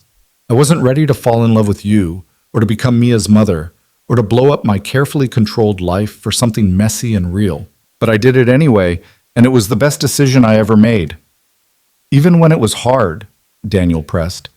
"Especially when it was hard," Elena said. "The hard parts are what make it real, what make it worth fighting for." Mia ran back to them, breathless and grinning. "Did you see how many leaves I caught, Mom? Did you see?" "I saw," Elena said, and the word mom still made her eyes bright every time. "You were amazing." "Can we get hot chocolate?" Mia asked. "Please? I'm freezing." "Absolutely," Daniel said, taking one of Mia's hands while Elena took the other. "But you have to share with me. That's the rule." "That's not a rule," Mia protested, but she was giggling. "It is now," Daniel said. They walked through the park together, the family that had started with a drunk almost kiss and a line about making the first move, the family that had survived scandal and scrutiny, fear and courage, loss and love, the family that kept choosing each other every single day. Some love stories started with passion and fire, with dramatic declarations and sweeping gestures. But theirs had started with restraint and respect, with a man who'd been brave enough to say no when it mattered, and a woman who'd been brave enough to restructure her entire world for a chance at happiness. It had started with boundaries and ended with a family, with messy Sunday mornings and burned grilled cheese and a 5-year-old who'd learned that love came in many forms, that families could be built as well as born, that sometimes the bravest thing you could do was let yourself be happy. At the hot chocolate stand, Elena insisted on paying despite Daniel's protests. Mia got whipped cream on her nose and declared it the best day ever, even though nothing particularly special had happened. Just an ordinary October afternoon with her family, which was apparently exactly special enough. "I love you," Daniel said to Elena, while Mia was distracted by a dog walking past. "I love you too," Elena said. "Thank you for making the first move." "Always," Daniel promised, and he meant it for all the days to come. The easy ones and the hard ones, the ordinary afternoons and the extraordinary moments, the life they'd built and the future they'd keep building together. Because that was what love was, in the end. Not the absence of fear or difficulty, but the choice to keep moving forward anyway, to keep choosing each other, keep building together, keep believing that courage and honesty and showing up every day was enough to create something that lasted. And for Daniel and Elena Brooks, standing in a park with their daughter and their secrets and their hope for tomorrow, it was more than enough. It was everything. They walked home as the sun started to set, painting the sky in shades of orange and gold. Mia chattered about her day, about the leaves she'd caught, and the hot chocolate she'd conquered and the dog she wanted to adopt, even though they'd already said no 17 times. Elena caught Daniel's eye over their daughter's head, and in that glance was everything they'd been through and everything still to come. The challenges of balancing careers and parenting, the joy of watching their family grow, the small moments that would add up to a lifetime of love. "Race you home," Mia suddenly announced, taking off at a run. "Hey, no fair," Daniel called, jogging after her. Elena followed at a walk, watching her husband and daughter race each other down the sidewalk, their laughter echoing in the autumn air. In 6 months, there would be another child to chase, another person to love, another layer of complexity and joy. She couldn't wait. When she finally caught up to them at their building's entrance, Daniel was bent over, hands on his knees, dramatically declaring that Mia had won fair and square. Mia was doing a victory dance that involved a lot of spinning and nearly knocking over a potted plant. "My champion," Elena said, scooping Mia into her arms despite the girl's protests that she was too big to be carried. "My fierce, fast, amazing champion. I beat Daddy," Mia said proudly. "You did," Elena agreed. "You beat both of us." They rode the elevator up together, tired and happy and completely ordinary. They made dinner, pasta, because it was Tuesday, and Tuesday meant pasta in their house. They did homework at the kitchen table while Daniel cleaned up. They watched half an episode of Mia's favorite show before bath time, and teeth brushing, and the endless negotiation about what counted as pajamas. Finally, with Mia tucked into bed and her nightlight glowing, Daniel and Elena collapsed onto the couch in their living room. "We're going to have to do all of that again," Elena said, gesturing vaguely toward Mia's room. "In 6 months, with a baby who doesn't sleep and doesn't negotiate and needs us every 3 hours." "I know," Daniel said, pulling her close. "And we're going to be exhausted and overwhelmed and probably question our sanity multiple times." "Probably," Daniel agreed. "And somehow," Elena said softly, "I can't wait." "How is that possible?" Daniel kissed the top of her head. "Because we're building something worth being exhausted for.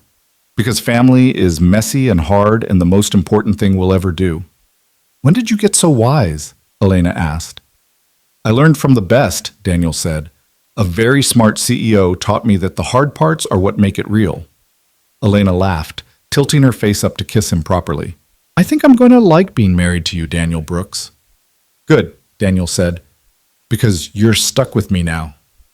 "Best decision I ever made," Elena murmured, settling against his chest. They sat there in the quiet of their home, listening to the sounds of the city outside and their daughter's soft breathing from down the hall. They thought about the journey that had brought them here. From a drunk, almost kiss, to a boardroom battle, to this moment of perfect, ordinary peace. It hadn't been easy. It hadn't been simple. But it had been worth every difficult conversation, every moment of fear, every choice to be brave instead of safe. Because this was what it meant to truly live. Not just to survive each day, but to build something beautiful from the broken pieces. To choose love even when it was terrifying. To make the first move and keep moving forward together. And as they sat there in the home they'd built, with the family they'd chosen, and the future they were creating, Daniel and Elena both knew one fundamental truth. Some love stories didn't start with passion. They started with respect, with boundaries, with one person brave enough to say, not like this, and another brave enough to wait for like this instead. They started with restraint and grew because two people were willing to fight for what mattered, to stand up when it would have been easier to hide, to choose each other over and over again, even when the world told them not to. And those love stories? The ones built slowly and carefully, with intention and courage? Those were the ones that lasted forever.